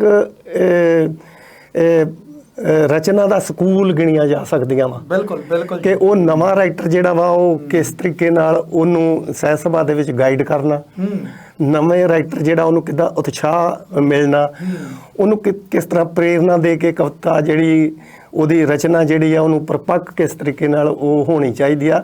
ਸਾਡੀ ਸਾਹਿਤ ਸਭਾ ਦੇ ਵਿੱਚ ਬਹੁਤ ਸਾਰੇ ਨਵੇਂ ਇਹੋ ਜਿਹੇ ਲੇਖਕ ਆਏ ਜਿਨ੍ਹਾਂ ਅੱਜ ਉਹ ਮਕਬੂਲ ਕਵਿਤਾ ਜਿਹੜੀ ਉਹ ਲਿਖ ਰਹੇ ਆ, ਰਚਨਾ ਲਿਖ ਰਹੇ ਆ। ਬਿਲਕੁਲ। ਕਈ ਵਾਰੀ ਨਾ ਜਦੋਂ ਨਵਾਂ ਸਾਹਿਤਕਾਰ, ਨਵਾਂ ਕਵੀ ਜਾਂ ਨਵਾਂ ਨੌਜਵਾਨ ਕੋਈ ਜਾਂਦਾ ਸਾਹਿਤ ਸਭਾ 'ਚੋਂ, ਪਹਿਲਾਂ ਤਾਂ ਸੰਗਦਾ ਹੀ ਰਹਿੰਦਾ ਕਿ ਜਿਹੜੀ ਕਵਿਤਾ ਮੈਂ ਬੋਲਾਂ ਜਾਂ ਨਾ ਬੋਲਾਂ। ਅੱਛਾ, ਫਿਰ ਉਹ ਜੇ ਕਿਤੇ ਬੋਲਦਾ ਜਾਂ ਉਹ ਇਸ ਤਰ੍ਹਾਂ ਦੀ ਬਣ ਕੇ ਬੋਲਦਾ, ਮੰਨ ਲਓ ਕੋਈ ਜਿਹੜੀਆਂ ਸਾਹਿਤ ਸਭਾਵਾਂ ਉਹ ਗਜ਼ਲ ਨੂੰ ਜ਼ਿਆਦਾ ਮਾਨਤਾ ਦਿੰਦੀਆਂ, ਕੋਈ ਕਵਿਤਾ ਗੀਤਾਂ ਨੂੰ ਦਿੰਦੀਆਂ, ਕੋਈ ਕਵਿਤਾ ਖੁੱਲ੍ਹੀ ਕਵਿਤਾ ਨੂੰ ਦਿੰਦੀਆਂ। ਜਦੋਂ ਦੂਸਰੀ ਵੰਨਗੀ ਦਾ ਉੱਥੇ ਆ ਜਾਂਦਾ, ਮੰਨ ਲਓ ਇੱਕ ਗੱਲ ਕਰਦੇ ਗਜ਼ਲ ਦੇ ਜ਼ਿਆਦਾ ਉੱਥੇ ਸ਼ਾਇਰ ਆ, ਉਹ ਜ਼ਿਆਦਾ ਪ੍ਰਮੋਟ ਗਜ਼ਲ ਨੂੰ ਕਰ ਰਿਹਾ, ਉਹ ਖੁੱਲ੍ਹੀ ਕਵਿਤਾ ਵਾਲਾ ਜਿੱਦਾਂ ਉਹਨੂੰ ਡੀਮੋਟੀਵੇਟ ਜਿਹੜਾ ਕਰ ਦਿੱਤਾ ਜਾਂਦਾ ਆ। ਉਹਦਾ ਇਹ ਜਿੱਦਾਂ ਤੁਹਾਨੂੰ ਲੱਗਦਾ ਨਹੀਂ ਕਿ ਜਿਹੜੀ ਇਹ ਨੈਗੇਟਿਵ ਰੋਲ ਅਦਾ ਕਰਦੀਆਂ ਇੱਥੇ ਜਾ ਕੇ ਫਿਰ ਉਹ ਜਿਹੜੀਆਂ ਇਹ ਸਾਹਿਤ ਸਭਾਵਾਂ ਜਿਹੜੀਆਂ ਇਹ ਸਾਹਿਤ ਰਚਨਾ ਵਿੱਚ ਜਿਹੜੀਆਂ। ਜਸਵਿੰਦਰ ਜੀ, ਇਸ ਤਰ੍ਹਾਂ ਵਾ ਕਿ ਸਾਡੇ ਇਸ ਤਰ੍ਹਾਂ ਦੀ ਕੋਈ ਵੀ ਗੱਲ ਨਹੀਂ ਹੈਗੀ। ਅਸੀਂ ਕੋਈ ਉਹ ਇੱਕ ਵਿਧਾ ਲਿਖਣ ਵਾਲਿਆਂ ਦਾ ਗਰੁੱਪ ਨਹੀਂ ਬਣਾਇਆ ਜੀ। ਜਿਸ ਤਰੀਕੇ ਨਾਲ ਮੈਂ ਹਰ ਵਿਧਾ ਵਿੱਚ ਲਿਖਿਆ ਔਰ ਹਰ ਵਿਧਾ ਜਿਹੜੀ ਆ ਉਹਨੂੰ ਸਨਮਾਨ ਉਹਨੂੰ ਦਿੱਤਾ ਜਾਂਦਾ ਵਾ। ਉਹ ਕੋਈ ਵੀ ਨਵਾਂ ਰਾਈਟਰ ਜਿਹੜਾ ਵਾ ਉਹ ਜਿਸ ਤਰੀਕੇ ਨਾਲ ਵੀ ਉਹ ਲਿਖ ਰਿਹਾ ਉਹਨੂੰ ਪੂਰੀ ਉਹਦੀ ਮਾਨਤਾ ਉਹਨੂੰ ਮਿਲਦੀ ਆ ਔਰ ਉਹਨੂੰ ਗਾਈਡ ਵੀ ਕੀਤਾ ਜਾਂਦਾ ਕਿ ਬੇਟਾ ਤੂੰ ਇਸ ਤਰ੍ਹਾਂ ਆਹ ਚੀਜ਼ ਕਰ। ਤੇ ਅੱਜ ਸਭ ਤੋਂ ਵੱਡਾ ਦੁਖਾਂਤ ਸਾਡੇ ਨਵੇਂ ਜਿਹੜੇ ਲੇਖਕ ਬੱਚੇ ਆ ਨਾ, ਉਹ ਇਹ ਹੈ ਕਿ ਉਹ ਪੜ੍ਹ ਨਹੀਂ ਰਹੇ, ਦੂਸਰੀ ਸਲਾਹ ਨਹੀਂ ਲੈ ਰਹੇ, ਸਲਾਹ ਨਹੀਂ ਲੈ ਰਹੇ, ਮੰਨਦੇ ਨਹੀਂ। ਇਹ ਹੁੰਦਾ ਇਸ ਤਰੀਕੇ ਨਾਲ ਕਿ ਇਹ ਜਿਹੜਾ ਸਾਹਿਤ ਵਾ ਨਾ, ਇਹਦੇ ਤੇ ਆਪਣਾ ਕਬਜ਼ਾ ਨਹੀਂ ਹੈਗਾ ਜੀ। ਬਿਲਕੁਲ। ਇਹ ਇੱਕ ਸਿੱਖਣ ਵਾਲੀ ਚੀਜ਼ ਆ। ਬਿਲਕੁਲ। ਕਿ ਜੋ ਤੁਸੀਂ ਸਿੱਖੀ ਜਾਓਗੇ ਉਹਦੇ 'ਚ ਪਰਪੱਕ ਹੁੰਦੇ ਜਾਓਗੇ, ਨਿਖਾਰ ਆਉਂਦਾ ਜਾਊਗਾ। ਇਹ ਜਦੋਂ ਅਸੀਂ ਪੜਾਂਗੇ ਸਾਡੇ ਕੋਲ ਸ਼ਬਦਾਵਲੀ ਆਊਗੀ, ਸ਼ਬਦਾਂ ਦਾ ਭੰਡਾਰ ਆਊਗਾ, ਉਹਦੇ ਵਿੱਚੋਂ ਅਸੀਂ ਨਵੀਂ ਚੇਤਨਾ ਨਾਲ ਜਿਹੜੀ ਉਹ ਨਵੇਂ ਵਿਚਾਰ ਨੂੰ, ਨਵੇਂ ਖਿਆਲ ਨੂੰ ਕੱਢ ਕੇ ਸਮਾਜ ਦੇ ਅੱਗੇ ਰੱਖਣਾ ਹੁੰਦਾ ਵਾ। ਇਹ ਜਿਹੜਾ ਸ਼ਬਦ ਭੰਡਾਰ ਆ ਇਹ ਸਾਡੇ ਕੋਲ ਗਾਰੇ ਦਾ ਕੰਮ ਕਰਦਾ। ਬਿਲਕੁਲ ਸਾਡੇ ਕੋਲ ਜਿਸ ਤਰ੍ਹਾਂ ਇੱਟ ਤੇ ਇੱਟ ਲਗਾਈ ਜਾਂਦੀ ਹੈ, ਸ਼ਬਦ ਜਿਹੜੇ ਉਹ ਇੱਟਾਂ ਦੀ ਤਰ੍ਹਾਂ ਉਹ ਕਵਿਤਾ ਨੂੰ ਉਸਾਰਦੇ ਆ, ਰਚਨਾ ਨੂੰ ਉਸਾਰਦੇ ਆ। ਔਰ ਉਹ ਤੁਹਾਡੇ ਕੋਲ ਸ਼ਬਦ ਜਿਹੜੇ ਆ ਉਹ ਤਾਂ ਹੀ ਆਉਣਗੇ ਜੇ ਤੁਸੀਂ ਸਟੱਡੀ ਕਰੋਗੇ, ਆਪਣੇ ਤੋਂ ਸਿਆਣੇ ਜਿਹੜੇ ਲੇਖਕ ਆ, ਸੀਨੀਅਰ ਲੇਖਕ ਆ, ਉਹਨਾਂ ਨਾਲ ਵਿਚਾਰ ਕਰੋਗੇ, ਉਹਨਾਂ ਦੇ ਵਿਚਾਰਾਂ ਨੂੰ ਮੰਨੋਗੇ, ਫਿਰ ਤੁਸੀਂ ਵਧੀਆ ਇੱਕ ਰਾਈਟਰ ਬਣ ਸਕਦੇ। ਨਿਖਾਰ ਤੁਹਾਡੀ ਕਵਿਤਾ ਵਿੱਚ ਨਿਖਾਰ ਆਏਗਾ, ਉਹ ਤੁਹਾਡਾ ਹੀ ਫਾਇਦਾ ਆ, ਤੁਹਾਡਾ ਹੀ ਫਾਇਦਾ। ਤੇ ਜਿਹੜੀ ਇਹ ਤੁਸੀਂ ਚੰਗੀ ਸੰਗਤ ਕਰੋਗੇ, ਉਸਤਾਦਾਂ ਦੀ ਮਾਣ ਸੰਗਤ ਦੇ ਨਾਲ ਉਹਨਾਂ ਦੇ ਕਹਿਣੇ ਦੇ ਵਿੱਚ ਜਿਹੜੀ ਆ ਉਹ ਆਪਣੀ ਸਲਾਹ ਲਓਗੇ, ਜਿਹੜੀ ਕਵਿਤਾ ਦੇ ਵਿੱਚ ਘਾਟ ਵਾਧੇ ਪੂਰੀ ਕਰਾ ਲਓਗੇ, ਤੇ ਉਹ ਜਿਹੜੀ ਆ ਆਉਣ ਵਾਲੇ ਸਮੇਂ ਦੇ ਵਿੱਚ ਉਹਨਾਂ ਦੀ ਹੀ ਫਾਇਦਾ ਆ। ਤੇ ਤੁਸੀਂ ਕਵਿਤਾ ਵੀ ਲਿਖਦੇ ਹੋ ਤੇ ਵਾਰਤਕ ਦੇ ਵਿੱਚ ਵੀ ਤੁਹਾਡਾ ਹੱਥ ਜਿਹੜਾ ਬਹੁਤ ਵਧੀਆ, ਕਹਿ ਲਓ ਤਕੜਾ ਤੇ ਸਾਫ਼ ਆ।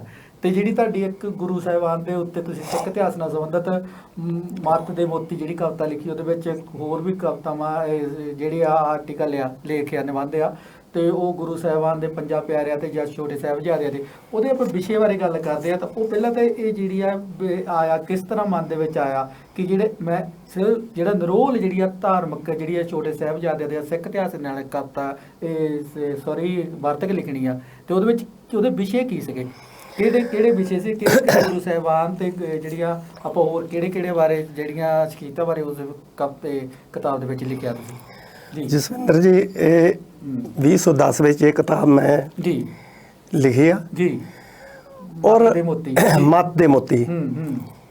ਇਹ ਲਿਖਣ ਦਾ ਮੇਰਾ ਮਨੋਰਥ ਇਹ ਸੀ ਕਿ ਮੈਂ ਲਿਟਰੇਚਰ ਐਜ਼ ਏ ਟੀਚਰ ਦੇ ਤੌਰ ਤੇ ਮੈਂ ਸਮਾਜ ਵਿੱਚ ਵਿਚਰਿਆ ਸੀ ਜੀ, ਤੇ ਮੈਨੂੰ ਇਹ ਮਹਿਸੂਸ ਹੋਇਆ ਕਿ ਇੱਕ ਬੱਚਿਆਂ ਦੇ ਪੱਧਰ ਦੇ ਉੱਤੇ ਜਿਹੀ ਕਿਤਾਬ ਬਣੇ ਜਿਹੜੀ ਕਿ ਉਹਨਾਂ ਨੂੰ ਬੜੇ ਆਸਾਨੀ ਦੇ ਨਾਲ ਉਹ ਬੱਚੇ ਜਿਹੜੇ ਆ ਉਸ ਆਪਣੇ ਧਰਮ ਦੀ ਗੱਲ ਨੂੰ, ਮੁੱਢਲੀ ਗੱਲ ਨੂੰ ਸਮਝ ਸਕਣ।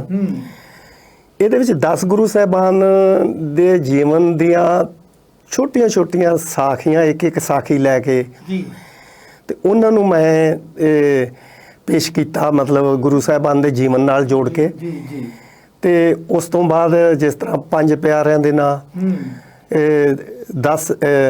4 ਸਾਹਿਬਜ਼ਾਦਿਆਂ ਦੇ ਨਾਂ, 10 ਗੁਰੂ ਸਾਹਿਬਾਨ ਦੇ ਨਾਂ, ਇਹ ਸਾਰਾ ਜੋ ਸੀ ਮੁੱਢਲਾ ਜੋ ਕੁਝ ਸਾਡੇ ਕੋਲ ਆ, ਉਹਨੂੰ ਮੈਂ ਇਸ ਕਿਤਾਬ ਦੇ ਵਿੱਚ ਉਸ ਤਰ੍ਹਾਂ ਪੇਸ਼ ਕਰਨ ਦਾ ਯਤਨ ਕੀਤਾ। ਤੇ ਜਿਹਦੇ ਵਿੱਚ ਬੱਚਾ ਬੜੀ ਇੰਟਰਸਟਿੰਗ ਤਰੀਕੇ ਨਾਲ ਔਰ ਬੜਾ ਸਹਿਜ ਦੇ ਵਿੱਚ ਹੀ ਉਹ ਜਿਹੜਾ ਇੰਨਾ ਗਿਆਨ ਜਿਹੜਾ ਉਹ ਜੇ ਲੈ ਲੈਂਦਾ ਵਾ।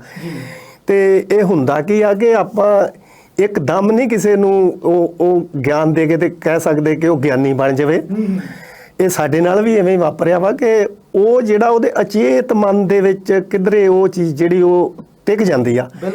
ਤੇ ਜੀਵਨ ਵਿੱਚ ਚਲਦਿਆਂ ਉਹ ਪਤਾ ਨਹੀਂ ਕਿ ਉਹਦੇ ਅੰਦਰ ਕਿਹੜਾ ਤਬਦੀਲੀ ਇੰਨੀ ਵੱਡੀ ਆਉਣੀ ਆ ਕਿ ਉਹਨੇ ਉਸ ਚੀਜ਼ ਦੇ ਗਿਆਨ ਦੇ ਨਾਲ ਕਿੱਥੇ ਪਹੁੰਚ ਜਾਣਾ, ਕਿੰਨਾ ਵੱਡਾ ਮਨੁੱਖ ਬਣ ਜਾਣਾ ਵਾ। ਇਸ ਕਰਕੇ ਸਟੈਪ ਵਾਈਜ਼ ਜਿਹੜਾ ਵਾ ਉਹ ਮਤਲਬ ਇਹ ਜਾਣ ਦਾ ਵਧੀਆ ਮਨੋਰਥ ਵਾ। ਤੇ ਇਹਦੇ ਵਿੱਚ ਮੈਂ ਇੱਕ ਦੁਖਾਂਤ ਵੀ ਨਾਲ ਤੁਹਾਡੇ ਸਾਂਝਾ ਕਰ ਦਿੰਦਾ ਵਾਂ ਕਿ ਇਹ ਬੁੱਕ ਜਿਹੜੀ ਆ ਇਹ ਜਦੋਂ ਪ੍ਰਕਾਸ਼ਿਤ ਕੀਤੀ ਗਈ ਆ ਤੇ ਇਹ ਕੋਈ 5000 ਕਿਤਾਬ ਜਿਹੜੀ ਸੀ ਕਸਤੂਰੀ ਲਾਲ ਐਂਡ ਸੰਜ ਵਾਲਿਆਂ ਨੇ ਜਿਹੜੀ ਸੀ ਉਹ ਇਹ ਛਾਪੀ ਸੀ, ਅੰਮ੍ਰਿਤਸਰ ਵਾਲਿਆਂ ਨੇ। ਤੇ ਇਹਦੇ ਵਿੱਚ ਜਿਹੜਾ ਕਾਲਜ ਦਾ ਟਰਸਟ ਸੀ ਉਹਨੇ ਇਹ ਕਿਤਾਬ ਛਪਾਈ ਸੀ ਤੇ ਉਹਨਾਂ ਨੇ ਮੈਨੂੰ ਰੈਲਿਟੀ ਦਿੱਤੀ ਆ। ਮੈਂ ਇਹ ਨਹੀਂ ਕਹਿ ਸਕਦਾ ਕਿ ਉਹਨਾਂ ਨੇ ਆਪਣਾ ਜਿਹੜਾ ਇਹ ਮੇਰਾ ਸਤਿਕਾਰ ਕਾਲਜ ਵਾਲਿਆਂ, ਉਹ ਮੇਰਾ ਮਾਣ ਇਹਨਾਂ ਪੂਰਾ ਕੀਤਾ, ਪਰ ਕਸਤੂਰੀ ਲਾਲ ਐਂਡ ਸੰਜ ਵਾਲਿਆਂ ਨੇ ਮੈਨੂੰ ਕੋਈ ਰੈਲਿਟੀ ਨਹੀਂ ਦਿੱਤੀ। ਤੇ ਉਹਦੇ ਵਿੱਚ ਉਹ ਮੈਨੂੰ ਲਾਰੇ ਹੀ ਲਾਉਂਦੇ ਰਹੇ ਆ ਤੇ ਅਖੀਰ ਦੇ ਵਿੱਚ ਮੈਂ ਇਸ ਚੀਜ਼ ਨੂੰ ਜਿਹੜਾ ਉਹ ਛੱਡ ਦਿੱਤਾ। ਤੇ ਉਹਨਾਂ ਨੇ ਇਹ ਕਿਤਾਬ ਪੰਜਾਬ ਦੇ ਹਰ ਸਕੂਲ ਦੇ ਵਿੱਚ ਦੀ ਲਾਇਬ੍ਰੇਰੀ ਵਿੱਚ ਭੇਜੀ ਤੇ ਉੱਥੋਂ ਟੀਚਰਾਂ ਨੇ ਜਦੋਂ ਇਹ ਕਿਤਾਬ ਨੂੰ ਪੜ੍ਹਿਆ ਤੇ ਉਹਨਾਂ ਨੇ ਮੈਨੂੰ ਬਹੁਤ ਸਾਰੇ ਫੋਨਾਂ ਦੇ ਉੱਤੇ ਮੇਰੀ ਇਸ ਕਿਤਾਬ ਦੀ ਪ੍ਰਸ਼ੰਸਾ ਕੀਤੀ ਕਿ ਤੁਸੀਂ ਬੱਚਿਆਂ ਲਈ ਬਹੁਤ ਵਧੀਆ ਲਿਖਿਆ। ਤੇ ਉਹ ਹੀ ਮੇਰੇ ਲਈ ਬਹੁਤ ਵੱਡਾ ਇੱਕ ਮਾਣ ਮੈਂ ਮੰਨਦਾ ਵਾਂ ਕਿ ਉਹ ਜਦੋਂ ਮੈਨੂੰ ਫੋਨ ਆਉਂਦਾ ਸੀ ਔਰ ਉਹ ਇੱਕ ਟੀਚਰ ਦਾ ਫੋਨ ਆਉਂਦਾ ਸੀ ਜਿਹੜਾ ਕਿ ਇੰਨਾ ਵਧੀਆ ਸਮਾਜ ਦੇ ਲਈ ਰੋਲ ਮਾਡਲ ਆ ਔਰ ਉਹ ਗਿਆਨ ਰੱਖਦਾ, ਤੇ ਜੇ ਉਹ ਮੈਨੂੰ ਕਹਿੰਦਾ ਕਿ ਤੁਸੀਂ ਗਰਾਇਆ ਸਾਹਿਬ ਬਹੁਤ ਵੱਡਾ ਇਹ ਕਾਰਜ ਕੀਤਾ ਤੇ ਮੈਨੂੰ ਉਹ ਤੋਂ ਵੱਡਾ ਸਨਮਾਨ ਜਿਹੜਾ ਉਹ ਪੈਸਿਆਂ ਨਾਲ ਨਹੀਂ ਮੈਨੂੰ ਮਿਲ ਸਕਦਾ। ਗਰਾਇਆ ਸਾਹਿਬ ਗੱਲਬਾਤ ਆਪਾਂ ਇਸ ਕਿਤਾਬ ਬਾਰੇ ਹੋਰ ਕਰਾਂਗੇ, ਪਬਲਿਸ਼ਰ ਜਿਹੜੀ ਆ ਲੇਖਕਾਂ ਦੀ ਲੁੱਟ ਘਸੁੱਟ ਕਰਦੇ ਉਹਨਾਂ ਬਾਰੇ ਵੀ ਆਪਾਂ ਗੱਲਬਾਤ ਕਰਾਂਗੇ। ਸਮਾਂ ਇੱਕ ਬ੍ਰੇਕ ਦਾ, ਆਪਾਂ ਇੱਕ ਬ੍ਰੇਕ ਤੋਂ ਬਾਅਦ ਫਿਰ ਇਸ ਤਰ੍ਹਾਂ ਤੁਹਾਡੇ ਨਾਲ ਗੱਲਬਾਤ ਜਾਰੀ ਰੱਖਾਂਗੇ। ਦਰਸ਼ਕੋ ਤੁਸੀਂ ਕਿਤੇ ਨਹੀਂ ਜਾਣਾ, ਅਸੀਂ ਇੱਕ ਬ੍ਰੇਕ ਤੋਂ ਬਾਅਦ ਤੁਰੰਤ ਹੀ ਹਾਜ਼ਰ ਹੁੰਦੇ ਹਾਂ।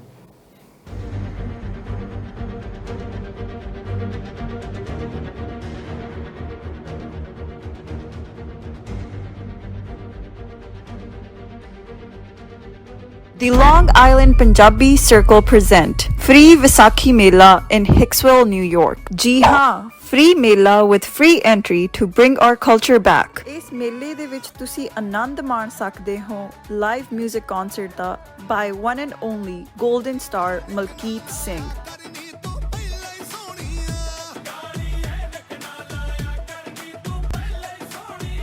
ਅਤੇ ਆਨੰਦ ਮਾਣ ਸਕਦੇ ਹੋ kids activities, live performances and many vendors. So ਹੁਣ ਹੀ ਡੇਟ ਤੇ ਲੋਕੇਸ਼ਨ ਨੋਟ ਕਰੋ, ਸੰਡੇ 15 ਮਈ 2022 12 ਵਜੇ ਤੋਂ ਲੈ ਕੇ 6 ਵਜੇ ਤੱਕ at the parking lot at Barsley Street, Hicksville, New York. For more information, call the numbers appearing on the screen.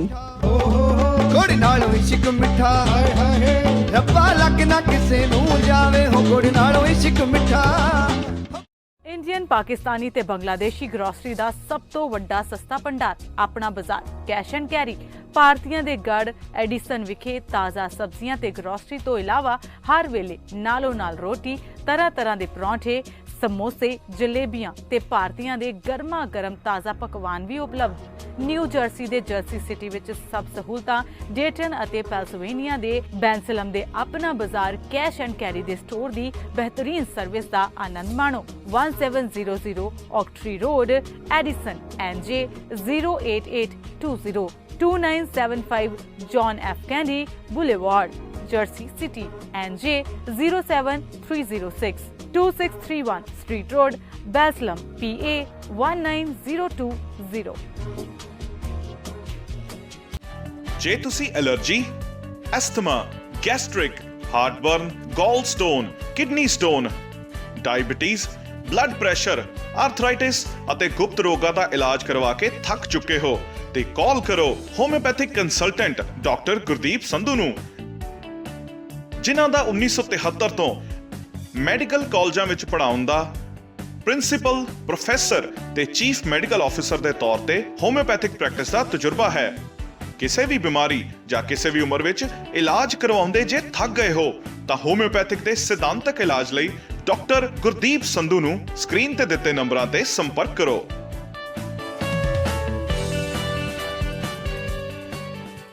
P&J Fuel Wholesaler of Gasoline and Diesel. We offer retail and wholesale, branded and unbranded fuel, serving New Jersey, New York, Pennsylvania, and Texas. Our services include station rebranding for many major gasoline brands at the most competitive prices. Our portfolio includes Exxon, Mobil, Shell, BP, and many more. To grow your business with us, please call 908-720-3032. P&J Fuel, fuel to take you further.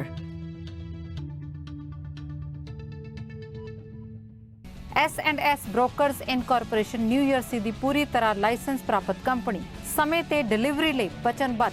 Company ਦਾ ਤਜਰਬਾ company ਨੂੰ ਬਾਕੀਆਂ ਤੋਂ ਅਲੱਗ ਕਰਦਾ ਹੈ। ਗ੍ਰਾਹਕਾਂ ਦੀ ਸਹੂਲਤ ਲਈ ਸ਼ਿਪਿੰਗ ਦਰ ਵਿੱਚ ਭਾਰੀ ਡਿਸਕਾਊਂਟ ਦਿੱਤਾ ਜਾਂਦਾ ਹੈ। ਕੰਪਨੀ ਦਾ ਮਿਸ਼ਨ ਪ੍ਰੀਮੀਅਮ ਟਰਾਂਸਪੋਰਟ ਸੇਵਾਵਾਂ ਪ੍ਰਦਾਨ ਕਰਨਾ। ਵਧੇਰੇ ਜਾਣਕਾਰੀ ਲਈ ਸੰਪਰਕ ਕਰੋ 120 wood avenue south, suite 605, Iselin, New Jersey 08830 ਅਤੇ ਕਾਲ ਕਰੋ 201 259 9223। Deol transport company Indianapolis Indiana ਦੀ ਨਾਮੀ ਕੰਪਨੀ। ਇੰਡੀਅਨਐਪਲਿਸ ਤੋਂ ਈਸਟ ਕੋਸਟ ਦੀਆਂ ਸਟੇਟਾਂ New York, Maryland, Pennsylvania, New Jersey, Virginia ਅਤੇ ਨਾਰਥ ਕੈਰੋਲੀਨਾ ਦੇ ਹਰ ਤਰ੍ਹਾਂ ਦੇ ਡਰਾਈ ਲੋਡ ਅਤੇ ਇੰਡੀਅਨਐਪਲਿਸ ਤੋਂ ਲੋਕਲ ਲੋਡ ਵੱਡੀ ਗੱਡੀ ਤੇ ਕੰਮ ਲਈ ਡਰਾਈਵਰ ਵੀਰ ਅੱਜ ਹੀ ਸੰਪਰਕ ਕਰੋ ਜੀ। ਹਮੀ ਦਿਓਲ 5103181415 ਤੇ ਰਾਜ ਦਿਓਲ 3178356522 ਅਤੇ ਵਧੇਰੀ ਜਾਣਕਾਰੀ ਲਈ ਮੇਲ ਤੇ ਵੀ ਸੰਪਰਕ ਕਰ ਸਕਦੇ ਹੋ diol.trans@yahoo.com।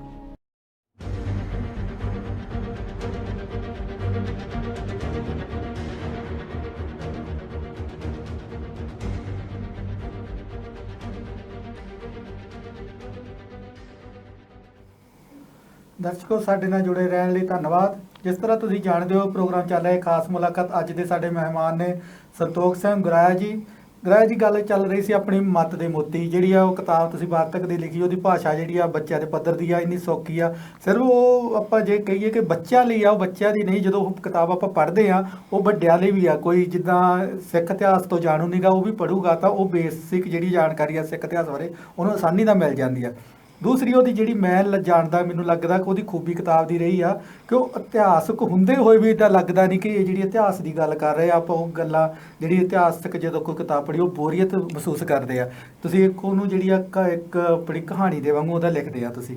ਇਸ ਕਿਤਾਬ ਦੇ ਨਾਲ ਜੁੜੀਆਂ ਹੋਰ ਜਿਹੜੀਆਂ ਤੁਸੀਂ ਕੋਈ ਹੋਰ ਦਿਲਚਸਪ ਕੋਈ ਜਾਂ ਆਪਣੀ ਘਟਨਾਵਾਂ ਜਾਂ ਦਿਖਾਂਤ ਬਾਰੇ ਵੀ ਗੱਲ ਕਰ ਲੈਂਦੇ ਆ। ਅਤੇ ਇੱਕ ਗੱਲ ਜਿਹੜੀ ਆਪਣੀ ਪਹਿਲਾਂ ਚੱਲ ਰਹੀ ਸੀ ਜਿਹੜੀ ਪਬਲਿਸ਼ਰ ਦੀ, ਤੁਹਾਡੇ ਨਾਲ ਉਹ ਪਬਲਿਸ਼ਰ ਨੇ ਤੁਹਾਨੂੰ ਰਾਇਲਟੀ ਨਹੀਂ ਦਿੱਤੀ, ਆਪਣੇ ਕਾਲਜ ਨੇ ਤਾਂ ਦੇ ਦਿੱਤੀ ਰਾਇਲਟੀ, ਕਿ ਉਹਨੇ ਰਾਇਲਟੀ ਜਿਹੜੀ ਆ ਉਹ ਆਪਣੇ ਤੁਹਾਨੂੰ ਵਾਅਦਾ ਕੀਤਾ ਸੀਗਾ ਜਿਹੜੇ ਪਬਲਿਸ਼ਰ ਵੀ ਇਹ ਕਿਤਾਬ ਦੇ ਮੈਂ ਤੁਹਾਨੂੰ ਰਾਇਲਟੀ ਦਊਂਗਾ, ਪਰ ਉਹ ਲਾਰਿਆਂ ਦੇ ਵਿੱਚ ਹੀ ਲੰਘ ਗਿਆ। ਇਸ ਦੇ ਨਾਲ ਹੀ ਆਪਾਂ ਬਾਕੀ ਹੋਰ ਲੇਖਕਾਂ ਦੀ ਵੀ ਗੱਲ ਕਰਦੇ ਆ, ਕਿਉਂਕਿ ਜਿਹੜਾ ਲੇਖਕ ਦਾ ਜਿਹੜੇ ਪਬਲਿਸ਼ਰ ਸ਼ੋਸ਼ਣ ਕਰਦੇ ਆ, ਉਹ ਕੋ 40-45,000 35,000 ਰੁਪਈਏ ਵੀ ਲੈ ਲੈਂਦੇ ਆ, ਉਹਦੇ ਪੱਲੇ ਪਾਉਂਦੇ ਆ। ਜਿੰਨੀਆਂ 40-50 ਕਿਤਾਬਾਂ ਪਾਉਂਦੇ ਆ ਜਾਂ 25-30 ਕਿਤਾਬਾਂ ਪਾਉਂਦੇ ਆ, ਉਹ ਪੈਸੇ ਵੀ ਲੈ ਲੈਂਦੇ। ਜਿਹੜੀ ਉਹ ਕਿਤਾਬ ਵੇਚਦੇ ਆ ਉਹਨਾਂ ਦਾ ਵੀ ਉਹਦੇ ਪੱਲੇ ਕੁਛ ਨਹੀਂ ਪਾਉਂਦੇ। ਇਸ 'ਤੇ ਵੀ ਆਪਾਂ ਗੱਲ ਕਰਦੇ। ਪਹਿਲਾਂ ਆਪਾਂ ਗੱਲ ਕਰਦੇ ਤੁਹਾਡੇ ਵਾਲੀ ਜਿਹੜੀ ਮੱਤ ਦੇ ਮੋਤੀ ਦੇ, ਵੀ ਤੁਹਾਡੇ ਨਾਲ ਜਿਹੜੀ ਆ ਉਹਨੇ ਕੋਈ ਵਾਅਦਾ ਕੀਤਾ ਸੀ ਰਾਇਲਟੀ ਦਾ ਜੀ। ਜਸਵਿੰਦਰ ਜੀ, ਪਹਿਲਾਂ ਤੁਸੀਂ ਜਿਹੜਾ ਕੁਐਸਚਨ ਕੀਤਾ ਕਿ ਇਹ ਕਿਤਾਬ ਜਿਹੜੀ ਆ ਇਹ ਬੱਚਿਆਂ ਦੇ ਪੱਧਰ ਦੀ ਹੁੰਦੀ ਆ, ਐਵੇਂ ਜਿਹੜੇ ਇਹ ਦੂਸਰੇ ਵੱਡੇ ਲੋਕ ਵਾ ਉਹਨਾਂ ਲਈ ਵੀ ਵਧੀਆ ਵਾ। ਇਹਦੇ ਵਿੱਚ ਇਸ ਤਰ੍ਹਾਂ ਵਾ ਕਿ ਜਿਹੜਾ ਮਨੁੱਖ ਇਹ ਜਾਣਕਾਰੀ ਨਹੀਂ ਰੱਖਦਾ, ਕਿਤਾਬ ਸਿੱਖ ਧਰਮ ਦੀ ਉਨੀ ਜਾਣਕਾਰੀ ਨਹੀਂ ਰੱਖਦਾ, ਤੇ ਉਹ ਕਿਤਾਬ ਜਿਹੜੀ ਆ ਜਦੋਂ ਪੜ੍ਹਦਾ ਵਾ ਤੇ ਉਹਦੇ ਲਈ ਲਾਭਦਾਇਕ ਤਾਂ ਵਾ ਕਿ ਉਹ ਉਸ ਵਕਤ ਉਹ ਬੱਚਾ ਵਾ। ਬਿਲਕੁਲ, ਉਹ ਹਾਂ, ਉਹ ਵੀ ਆਪਣੇ ਆਪ ਉਹਦਾ ਲੈਵਲ ਵੀ ਬੱਚਾ ਹੀ ਆ। ਤੇ ਜਦੋਂ ਉਹ ਪੜ੍ਹਦਾ ਵਾ ਤੇ ਉਹਨੂੰ ਉਹ ਲਾਹੇਵੰਦ ਜਿਹੜੀ ਆ ਉਹ ਕੁਦਰਤੀ ਹੋਣੀ ਆ। ਤੇ ਜਿੱਥੋਂ ਤੱਕ ਕਿਤਾਬ ਦੀ ਜਿਹੜੀ ਆ ਉਹ ਸਰਲਤਾ ਜਾਂ ਐਜ਼ ਏ ਅਕੇਵਾਂ ਉਹਦੇ 'ਚ ਨਹੀਂ ਆਉਂਦਾ, ਉਹਦਾ ਰੀਜ਼ਨ ਇਹ ਆ ਕਿ ਜਦੋਂ ਇਹਦੇ 'ਚ ਸਾਖੀਆਂ ਦਿੱਤੀਆਂ ਗਈਆਂ ਜਿਹੜੀਆਂ ਛੋਟੀਆਂ ਸਾਖੀਆਂ, ਔਰ ਉਹ ਸਾਖੀਆਂ ਜਿਹੜੀਆਂ ਬਹੁਤ ਕੁਛ ਜੀਵਨ ਪ੍ਰਤੀ ਦੱਸ ਕੇ ਜਿਹੜੀਆਂ ਉਹ ਜਾਂਦੀਆਂ ਵਾ। ਇਹ ਜਿਸ ਤਰ੍ਹਾਂ ਸਾਖੀ ਗੁਰੂ ਹਰ ਰਾਏ ਜੀ ਨਾਲ ਇੱਕ ਜੁੜਦੀ ਸਾਖੀ ਆ ਕਿ ਗੁਰੂ ਹਰਗੋਬਿੰਦ ਸਾਹਿਬ ਜੀ ਤੇ ਗੁਰੂ ਹਰ ਰਾਏ ਜੀ ਜਿਹੜੇ ਉਹ ਬਾਗ ਦੇ ਵਿੱਚ ਟਹਿਲ ਰਹੇ ਸੀ, ਤੇ ਉਹ ਗੁਰੂ ਹਰ ਰਾਏ ਜੀ ਜਿਹੜੇ ਉਹ ਉਹਨਾਂ ਦੇ ਚੋਲੇ ਨਾਲ ਅੜ ਕੇ ਤੇ ਫੁੱਲ ਜਿਹੜਾ ਉਹ ਟੁੱਟ ਜਾਂਦਾ ਵਾ, ਤੇ ਗੁਰੂ ਹਰ ਰਾਏ ਜੀ ਜਿਹੜੇ ਉਹ ਬਹੁਤ ਉਦਾਸ ਹੋ ਜਾਂਦੇ ਆ। ਤੇ ਗੁਰੂ ਹਰਗੋਬਿੰਦ ਸਾਹਿਬ ਜੀ ਉਹਨਾਂ ਨੂੰ ਇਹ ਉਪਦੇਸ਼ ਦਿੰਦੇ ਆ ਕਿ ਬੇਟਾ ਜਦੋਂ ਵੀ ਤੁਰੋ ਤੇ ਆਪਣਾ ਦਾਮਨ ਜਿਹੜਾ ਉਹਨੂੰ ਸਮੇਟ ਕੇ ਤੁਰੋ। ਇਹ ਹੁਣ ਇਹ ਜਿਹੜੀ ਸਾਖੀ ਆ ਇਹ ਕਿੰਨਾ ਵੱਡਾ ਸਾਨੂੰ ਸਮਾਜ ਨੂੰ ਜਿਹੜਾ ਉਹ ਸੁਨੇਹਾ ਦੇ ਰਹੀ ਆ ਕਿ ਜੇ ਅਸੀਂ ਇਸ ਤਰ੍ਹਾਂ ਚੱਲੀਏ ਤੇ ਸਮਾਜ ਦੇ ਵਿੱਚ ਜਿਹੜੇ ਦੁੱਖ ਤਕਲੀਫਾਂ ਜਿਹੜੇ ਉਹ ਆਪਣੇ ਆਪ ਦੂਰ ਹੋ ਸਕਦੇ ਆ। ਬਿਲਕੁਲ ਜੀ, ਜਦੋਂ ਅਸੀਂ ਆਪਣੇ ਨਾਲ ਦੂਸਰੇ ਦਾ ਵੀ ਖਿਆਲ ਰੱਖਣ ਲੱਗ ਪਏ, ਆਪਣੇ ਆਪ ਉਹ ਜਿਹੜਾ ਸਮਾਜ ਇੱਕ ਵਧੀਆ ਸਮਾਜ ਸਿਰਜਿਆ ਜਾਊਗਾ। ਹਾਂਜੀ, ਅਗਲੀ ਗੱਲ ਸੀ ਆਪਾਂ ਪਬਲਿਸ਼ਰਾਂ ਦੀ ਕਰਦੇ ਆ ਕਿ ਉਹ ਜਿਹੜੀ ਲੁੱਟ ਖਸੁੱਟ ਜਿਹੜੀ ਆ ਚੱਲ ਰਹੀ ਆ, ਪਹਿਲਾਂ ਵੀ ਚੱਲਦੀ ਸੀ, ਹੁਣ ਵੀ ਚੱਲ ਰਹੀ ਆ, ਤੇ ਪਤਾ ਨਹੀਂ ਇਹ ਕਦੋਂ ਤੱਕ ਚੱਲੇਗੀ। ਇਹ ਜਿਹੜੀ ਆ ਇਸ ਤਰ੍ਹਾਂ ਜਿਹੜਾ ਪਬਲਿਸ਼ਰ ਜਿਹੜੇ ਲੇਖਕ ਤੋਂ ਪੈਸੇ ਵੀ ਲੈ ਲੈਂਦੇ ਆ, ਉਹਦੀ ਕਿਤਾਬਾਂ ਦੀ ਕੋਈ ਰਾਇਲਟੀ ਵੀ ਨਹੀਂ ਦਿੰਦੇ। ਤੁਹਾਡੇ ਨਾਲ ਵੀ ਇਸ ਤਰ੍ਹਾਂ ਹੋਇਆ? ਇਹ ਜਿਹੜਾ ਇਹ ਜਸਵਿੰਦਰ ਜੀ, ਇਹ ਗੱਲ ਇਸ ਤਰੀਕੇ ਦੀ ਆ ਕਿ ਲੇਖਕ ਜਿਹੜਾ ਵਾ ਉਹ ਲਿਖਦਾ ਸਮਾਜ ਲਈ ਆ, ਤੇ ਉਹ ਆਪਣੀ ਜ਼ਿੰਦਗੀ ਜਿਹੜੀ ਉਹ ਲਾ ਦਿੰਦਾ ਇਸ ਪਾਸੇ। ਬਿਲਕੁਲ, ਤੇ ਉਹ ਧੀਆਂ ਪੁੱਤਰਾਂ ਵਰਗੇ ਜਿਹੜੇ ਉਹਦੀਆਂ ਕਵਿਤਾਵਾਂ, ਗੀਤ, ਜਿਹੜੇ ਉਹਦੀਆਂ ਰਚਨਾਵਾਂ ਜਿਹੜੀਆਂ ਵਾ, ਉਹਨਾਂ ਨੂੰ ਉਹ ਸਾਂਭਣਾ ਚਾਹੁੰਦਾ, ਤੇ ਸਾਂਭਣ ਲਈ ਉਹ ਕਿਤਾਬ ਦੀ ਵਿਧਾ ਰਾਹੀਂ ਉਹ ਇੱਕ ਕਿਤਾਬ ਜਿਹੜੀ ਉਹ ਛਪਵਾਉਣੀ ਚਾਹੁੰਦਾ, ਔਰ ਆਪਣੇ ਪਸੀਨੇ ਦੀ ਕਮਾਈ ਜਿਹੜੀ ਆ ਉਹ ਉਸ ਪਾਸੇ ਲਾਉਂਦਾ ਵਾ। ਇਹਦੇ ਪ੍ਰਤੀ ਕੋਈ ਵੀ ਅਜੇ ਤਾਈਂ ਇਹੋ ਜਿਹਾ ਸਿਧਾਂਤ ਕਾਨੂੰਨ ਨਹੀਂ ਬਣ ਸਕਿਆ ਕਿ ਜਿਹਦੇ ਵਿੱਚ ਕੋਈ ਇਹੋ ਜਿਹਾ ਹੋਵੇ ਕਿ ਲੇਖਕ ਜਿਹੜਾ ਉਹ ਇੰਨੇ ਕਰਨ ਦੇ ਬਾਵਜੂਦ ਵੀ ਜਦੋਂ ਪਬਲਿਸ਼ਰ ਦੇ ਹੱਥ ਵਿੱਚ ਉਹਦਾ ਖਰੜ ਆ ਜਾਂਦਾ ਵਾ ਤੇ ਉਹਦੇ ਨਾਲ ਇਹ ਬਹੁਤ ਵੱਡਾ ਖਿਲਵਾੜ ਕੀਤਾ ਜਾਂਦਾ ਵਾ। ਬਿਲਕੁਲ ਜੀ। ਤੇ ਉਹ ਗੱਲ ਤੇ ਕਿਧਰੇ ਰਹਿ ਗਈ, ਜਿੰਨੇ ਉਹਦੇ ਨਾਲ ਵਾਅਦੇ ਕੀਤੇ ਜਾਂਦੇ ਆ ਉਹਨਾਂ ਤੇ ਪੂਰਾ ਨਹੀਂ ਉਤਰਿਆ ਜਾਂਦਾ। ਸਹੀ। ਇਹ ਉਹਦੀ ਕਿਤਾਬ ਜਿਹੜੀ ਉਹਦੀ ਕੁਆਲਿਟੀ ਜਿਹੜੀ ਕਹੀ ਜਾਂਦੀ ਉਹ ਉਹਨੂੰ ਦਿੱਤੀ ਨਹੀਂ ਜਾਂਦੀ। ਇਹ ਸਾਰੇ ਦੁਖਾਂਤ ਜਿਹੜੇ ਆ ਅੱਜ ਉਵੇਂ ਦੇ ਉਵੇਂ ਹੀ ਕਾਇਮ ਆ। ਪਰ ਇਹ ਕੁਝ ਜਾਂ ਲੇਖਕ ਹੀ ਜਿਹੜੇ ਆ ਉਹ ਕੁਝ ਜਿਹੜੀਆਂ ਸਾਡੀਆਂ ਸੰਸਥਾਵਾਂ ਵਾ ਸਹਿ ਸਭਾਵਾਂ ਦੀਆਂ ਇਹ ਉਹ ਸਭਾਵਾਂ ਵਾ, ਉਹ ਇਹ ਸਵਾਲ ਜਿਹੜੇ ਉਹ ਆਪਣੇ ਇਕੱਠੇ ਹੋ ਕੇ ਤੇ ਇਹ ਰੱਖਣ ਤੇ ਤਾਂ ਇਹਦਾ ਕੋਈ ਹੱਲ ਹੋ ਸਕਦਾ ਵਾ। ਨਹੀਂ ਤੇ ਸ਼ੁਰੂ ਤੋਂ ਵੀ ਇਹ ਲੁੱਟ ਹੁੰਦੀ ਆਈ ਆ। ਇਹ ਅਸੀਂ ਆਮ ਸੁਣਦੇ ਤੇ ਧੀਰ ਸਾਹਿਬ ਗੱਲਾਂ ਕਰਦੇ ਹੁੰਦੇ ਸੀ ਕਿ ਮੈਂ ਆਪਣੀ ਘਰ ਵਾਲੀ ਦੀਆਂ ਵਾਲੀਆਂ ਵੇਚ ਕੇ ਤੇ ਕਿਤਾਬ ਜਿਹੜੀ ਆ ਪਬਲਿਸ਼ ਕਰਾਈ। ਉਹ ਗੱਲਾਂ ਅੱਜ ਯਾਦ ਆਉਂਦੀਆਂ ਤੇ ਅੱਜ ਵੀ ਉਹੀ ਲੁੱਟ ਤੇ ਉਸ ਵਕਤ ਵੀ ਉਹੀ ਲੁੱਟ। ਅਸੀਂ ਤੇ 50 ਸਾਲ ਤੋਂ ਇਹ ਲੁੱਟ ਜਿਹੜੀ ਇਹਦਾ ਸ਼ਿਕਾਰ ਹੁੰਦੇ ਆ ਰਹੇ। ਮੇਰਾ ਇੱਕ ਥੋੜਾ ਜਿਹਾ ਇਹ ਜਿਹੜਾ ਸੁਖਾਂਤ ਜਿਹਨੂੰ ਕਹਿ ਸਕਦੇ ਆ ਕਿ ਉਹ ਇਹ ਆ ਕਿ ਮੇਰੀਆਂ ਬਹੁਤ ਸਾਰੀਆਂ ਕਿਤਾਬਾਂ ਜਿਹੜੀਆਂ ਉਹ ਇਹ ਕੁਝ ਸੰਸਥਾਵਾਂ ਨੇ ਛਾਪੀਆਂ ਵਾ ਤੇ ਜਾਂ ਮਤਲਬ ਇਸ ਤਰੀਕੇ ਨਾਲ ਮੈਨੂੰ ਇਹ ਜਿਹੜਾ ਉਹ ਪ੍ਰਮੋਟ ਕਰਦੇ ਰਹੇ ਆ ਤੇ ਮੈਂ ਇਹ ਤੋਂ ਥੋੜਾ ਜਿਹਾ ਬਚਾ ਰਿਹਾ ਵਾ। ਨਹੀਂ ਤੇ ਵਰਨਾ ਇਹ ਇੰਨਾ ਕੁਝ ਕਰਨਾ ਜਿਹੜਾ ਵਾ ਇਹ ਘਰ ਦੇ ਤੇ ਉਹ ਆਗਿਆ ਹੀ ਨਹੀਂ ਦੇ ਸਕਦੇ। ਬਿਲਕੁਲ ਜੀ। ਉਹ ਕਹਿੰਦੇ ਆ ਕਿਤਾਬਾਂ ਦੀ ਛੱਡੋ, ਪਹਿਲਾਂ ਘਰ ਦੇ ਪਹਿਲਾਂ ਰੋਟੀ ਪੈਦਾ ਕਰੋ ਤੇ ਫੇਰ ਕਿਤਾਬਾਂ ਵੱਲ ਗੱਲ ਕਰਿਓ। ਮਨ ਦੇ ਵਿੱਚ ਇੱਕ ਸਵਾਲ ਆਉਂਦਾ ਕਿ ਜਿੱਦਾਂ ਹੁਣ ਆਪਾਂ ਤੁਸੀਂ ਸੰਸਥਾਵਾਂ ਦੀ ਗੱਲ ਕੀਤੀ, ਤੁਹਾਡੀਆਂ ਕਵਿਤਾਵਾਂ ਛਾਪੀਆਂ, ਆਪਾਂ ਪਬਲਿਸ਼ ਦੀ ਲੁੱਟ ਘਸੁੱਟ ਤੋਂ ਬਚਣ ਲਈ ਜਿਹੜੀਆਂ ਸਾਹਿਤ ਸੰਸਥਾਵਾਂ ਚੱਲਦੀਆਂ ਆ, ਕਿਉਂ ਨਾ ਉਹ ਆਪਾਂ ਇੱਕ ਮੰਚ ਬਣਾ ਲੈਣ ਜਿਹੜੀਆਂ ਪੰਜਾਬ ਦੀਆਂ ਸੰਸਥਾਵਾਂ ਰਲ ਕੇ ਕੋਈ ਇੱਕ ਉਹ ਜਿਹੜੀ ਕਿਤਾਬ ਛਪਾਉਣੀ ਆ ਉਹ ਲੇਖਕ ਤੋਂ ਜਿੰਨੇ ਪੈਸੇ ਉਧਰ ਦਿੰਦਾ ਉਹ ਸਗੋਂ ਘੱਟ ਪੈਸੇ ਦੇਣੇ ਪੈਣਗੇ। ਉਹ ਨਾ ਲਾਸ ਪ੍ਰੋਫਿਟ, ਨਾ ਕੋਈ ਲਾਭ, ਨਾ ਕੋਈ ਹਾਨੀ, ਕਿਤੇ ਉਹ ਲੈ ਕੇ ਤਾਂ ਉਹਨੂੰ ਕਿਤਾਬਾਂ ਦਿੱਤੀਆਂ ਜਾਣ ਜਾਂ ਕਿਤਾਬਾਂ ਜਿਹੜੀਆਂ ਵੇਚੀਆਂ ਵੀ ਜਾਣੀਆਂ ਕਿਤੇ ਨਾ ਕਿਤੇ ਵਿਕਦੀਆਂ, ਉਹ ਵੀ ਜਿਹੜੀ ਲੇਖਕ ਦੇ ਪੱਲੇ ਪੈ ਜਾਣਗੀ ਜਿਹੜੀ ਉਹਦੀ ਕਮਾਈ ਆ। ਕੋਈ ਇਸ ਤਰ੍ਹਾਂ ਦਾ ਉਪਰਾਲਾ ਵੀ ਕੀਤਾ ਜਾ ਸਕਦਾ? ਇਸ ਤਰ੍ਹਾਂ ਦੇ ਉਪਰਾਲੇ ਦੇ ਇਸ ਤਰ੍ਹਾਂ ਕਿ ਅਸੀਂ ਪੰਜਾਬੀ ਸਾਹਿਤ ਸਭਾ ਬਾਬਾ ਬਕਾਲਾ ਵੱਲੋਂ ਕੋਈ 1.5 ਦਰਜਨ ਕਿਤਾਬਾਂ ਜਿਹੜੀਆਂ ਉਹ ਸਾਂਝੇ ਤੌਰ ਦੇ ਉੱਤੇ ਛਾਪ ਚੁੱਕੇ ਆ ਜੀ, ਜਿਹਦੇ ਵਿੱਚ ਨਵੇਂ ਲੇਖਕ ਜਿਹੜੇ ਉਹਨਾਂ ਦੀਆਂ ਕੁਝ ਰਚਨਾਵਾਂ ਲੈਣੀਆਂ 2-2 4-4 ਔਰ ਉਹ ਕਿਤਾਬਾਂ ਜਿਹੜੇ ਉਹਨੂੰ ਲੇਖਕ ਨੂੰ ਵੀ ਉਤਸ਼ਾਹ ਮਿਲਣਾ ਔਰ ਆਪਣੇ ਕੰਟਰੋਲ ਦੇ ਵਿੱਚ ਰੱਖ ਕੇ ਉਹ ਜਿਹੜੀਆਂ ਅਸੀਂ ਛਪਵਾਈਆਂ ਵਾ ਉਹਦੇ ਵਿੱਚ ਆਪਾਂ ਕੋਈ ਉਹਨਾਂ ਨੂੰ ਉਹਨੀਆਂ ਕਿਤਾਬਾਂ ਦੇ ਦੇਣੀਆਂ। ਤੇ ਇਸ ਤਰੀਕੇ ਨਾਲ ਜੇ ਸਾਰੇ ਜਿਹੜੇ ਇਕੱਠੇ ਹੋ ਕੇ ਇਹ ਕਰੀਏ ਤੇ ਕੋਈ ਕੰਮ ਔਖਾ ਨਹੀਂਗਾ, ਪਰ ਇਹ ਹੁਣ ਤੱਕ ਅਸੀਂ ਇਹ ਕੰਮ ਕੀਤਾ ਨਹੀਂਗਾ। ਹੋਣਾ ਚਾਹੀਦਾ ਸੰਸਥਾਵਾਂ ਮਿਲ ਕੇ ਜਿਹੜੀ ਲੁੱਟ ਘਸੁੱਟ ਤੋਂ ਬਚ ਜਾਏ। ਇੱਕ ਲੇਖਕ ਦੀ ਜੇਬ ਤੇ ਜਿਹੜਾ ਜ਼ਿਆਦਾ ਜੋ ਬੋਝ ਪੈਂਦਾ ਉਹ ਵੀ ਘੱਟ ਆਪੋ ਆਪਣੀ ਜਗ੍ਹਾ ਤੇ ਹਰ ਕੋਈ ਆਪਣਾ ਰੋਣਾ ਰੋਈ ਜਾਂਦਾ ਨਾ, ਤੇ ਪਰ ਉਹ ਰੋਣੇ ਨੂੰ ਜੇ ਆਪਾਂ ਇਕੱਠਾ ਕਰ ਲਿਆ ਜਾਵੇ ਤੇ ਫੇਰ ਉਹਦਾ ਕੁਝ ਬਚਾ ਸਕਦਾ। ਬਿਲਕੁਲ ਜੀ, ਇਹ ਸੁਝਾਅ ਆ ਜਿਹੜਾ ਚੰਗਾ ਹੈ ਜੋ ਹੋਣਾ ਚਾਹੀਦਾ ਇਸ ਤਰ੍ਹਾਂ। ਇੱਕ ਜਿਹੜੀ ਤੁਹਾਡੀ 6ਵੀਂ ਕਿਤਾਬ ਆਈ ਸੀਗੀ ਤੈਨੂੰ ਸਲਾਮ ਮਲਾਲਾ ਯੂਸਫ ਜਾਈ, ਤੇ ਉਹਦਾ ਜਿਹੜਾ ਟਾਈਟਲ ਸੀਗਾ ਪੂਰੇ ਦਾ ਪੂਰਾ ਤੁਸੀਂ ਟਾਈਟਲ ਜਿਹੜਾ ਉਹਨੂੰ ਯੂਸਫ ਨੂੰ ਮਲਾਲਾ ਨੂੰ ਜਿਹੜੀ ਆ ਜੱਗ ਪ੍ਰਸਿੱਧ ਆ ਉਹ ਕੁੜੀ ਹੋਈ ਆ ਜਿਹਨੂੰ ਉਹ ਆਪਣੇ ਹੱਕ ਦੇ ਲਈ ਲੜੀ ਸੀਗੀ, ਪੜ੍ਹਾਈ ਦੇ ਲਈ ਲੜੀ ਸੀਗੀ ਵੀ ਮੈਂ ਪੜ੍ਹਨਾ ਚਾਹੁੰਦੀ ਹਾਂ, ਉਹਨੂੰ ਗੋਲੀਆਂ ਮਾਰ ਦਿੱਤੀਆਂ ਗਈਆਂ ਸੀਗੀਆਂ ਤੇ ਬਾਅਦ ਦੇ ਵਿੱਚ ਉਹਦੇ ਨਾਲ ਦਿਖਾਂਤ ਹੋਇਆ। ਫਿਰ ਉਹ ਇੱਕ ਖੜੀ ਹੋ ਕੇ ਇੱਕ ਰੋਲ ਮਾਡਲ ਬਣ ਗਈ ਔਰਤਾਂ ਦੇ ਲਈ। ਉਹ ਪੂਰੀ ਦੀ ਪੂਰੀ ਕਿਤਾਬ ਤੁਸੀਂ ਸਮਰਪਿਤ ਕਰ ਦਿੱਤੀ ਉਹਨੂੰ। ਉਹ ਜਿਹੜੀ ਆ ਉਹ ਕਿਸ ਤਰ੍ਹਾਂ ਉਹ ਜਿਹੜਾ ਭੂਮਿਕਾ ਵੱਜਦੀ ਜਾਂ ਕਿਸ ਤਰ੍ਹਾਂ ਵਾਪਰਦਾ ਕਿ ਉਹ ਪੂਰੀ ਕੀ ਮਨ ਦੇ ਵਿੱਚ ਉਦੋਂ ਆਇਆ ਕਿ ਇਹਨੂੰ ਮੈਂ ਜਿਹੜੀ ਪੂਰੀ ਦੀ ਪੂਰੀ ਜਿਹੜੀ ਕਿਤਾਬ ਜਿਹੜੀ ਆ ਆਪਾਂ ਸਮਰਪਿਤ ਕਰ ਦਿੱਤੀ ਜੀ? ਜਸਵਿੰਦਰ ਜੀ, ਇਸ ਤਰ੍ਹਾਂ ਕਿ 2014 ਦੀ ਗੱਲ ਹੈ। 2014 ਦੇ ਵਿੱਚ ਮੈਂ ਇਹ ਕਿਤਾਬ ਜਿਹੜੀ ਆ ਇਹ ਮੇਰੀ ਛਪਦੀ ਆ ਜੀ, ਪਰ 2012 ਦੇ ਵਿੱਚ ਖਰੜਾ ਜਿਹੜਾ ਸੀ ਇਹਦਾ ਮੈਂ ਬਣਾ ਲਿਆ ਸੀ ਤੇ ਕਿਤਾਬ ਦਾ ਟਾਈਟਲ ਨਹੀਂ ਸੀ ਮੈਂ ਅਜੇ ਬਣਾਇਆ ਜੀ।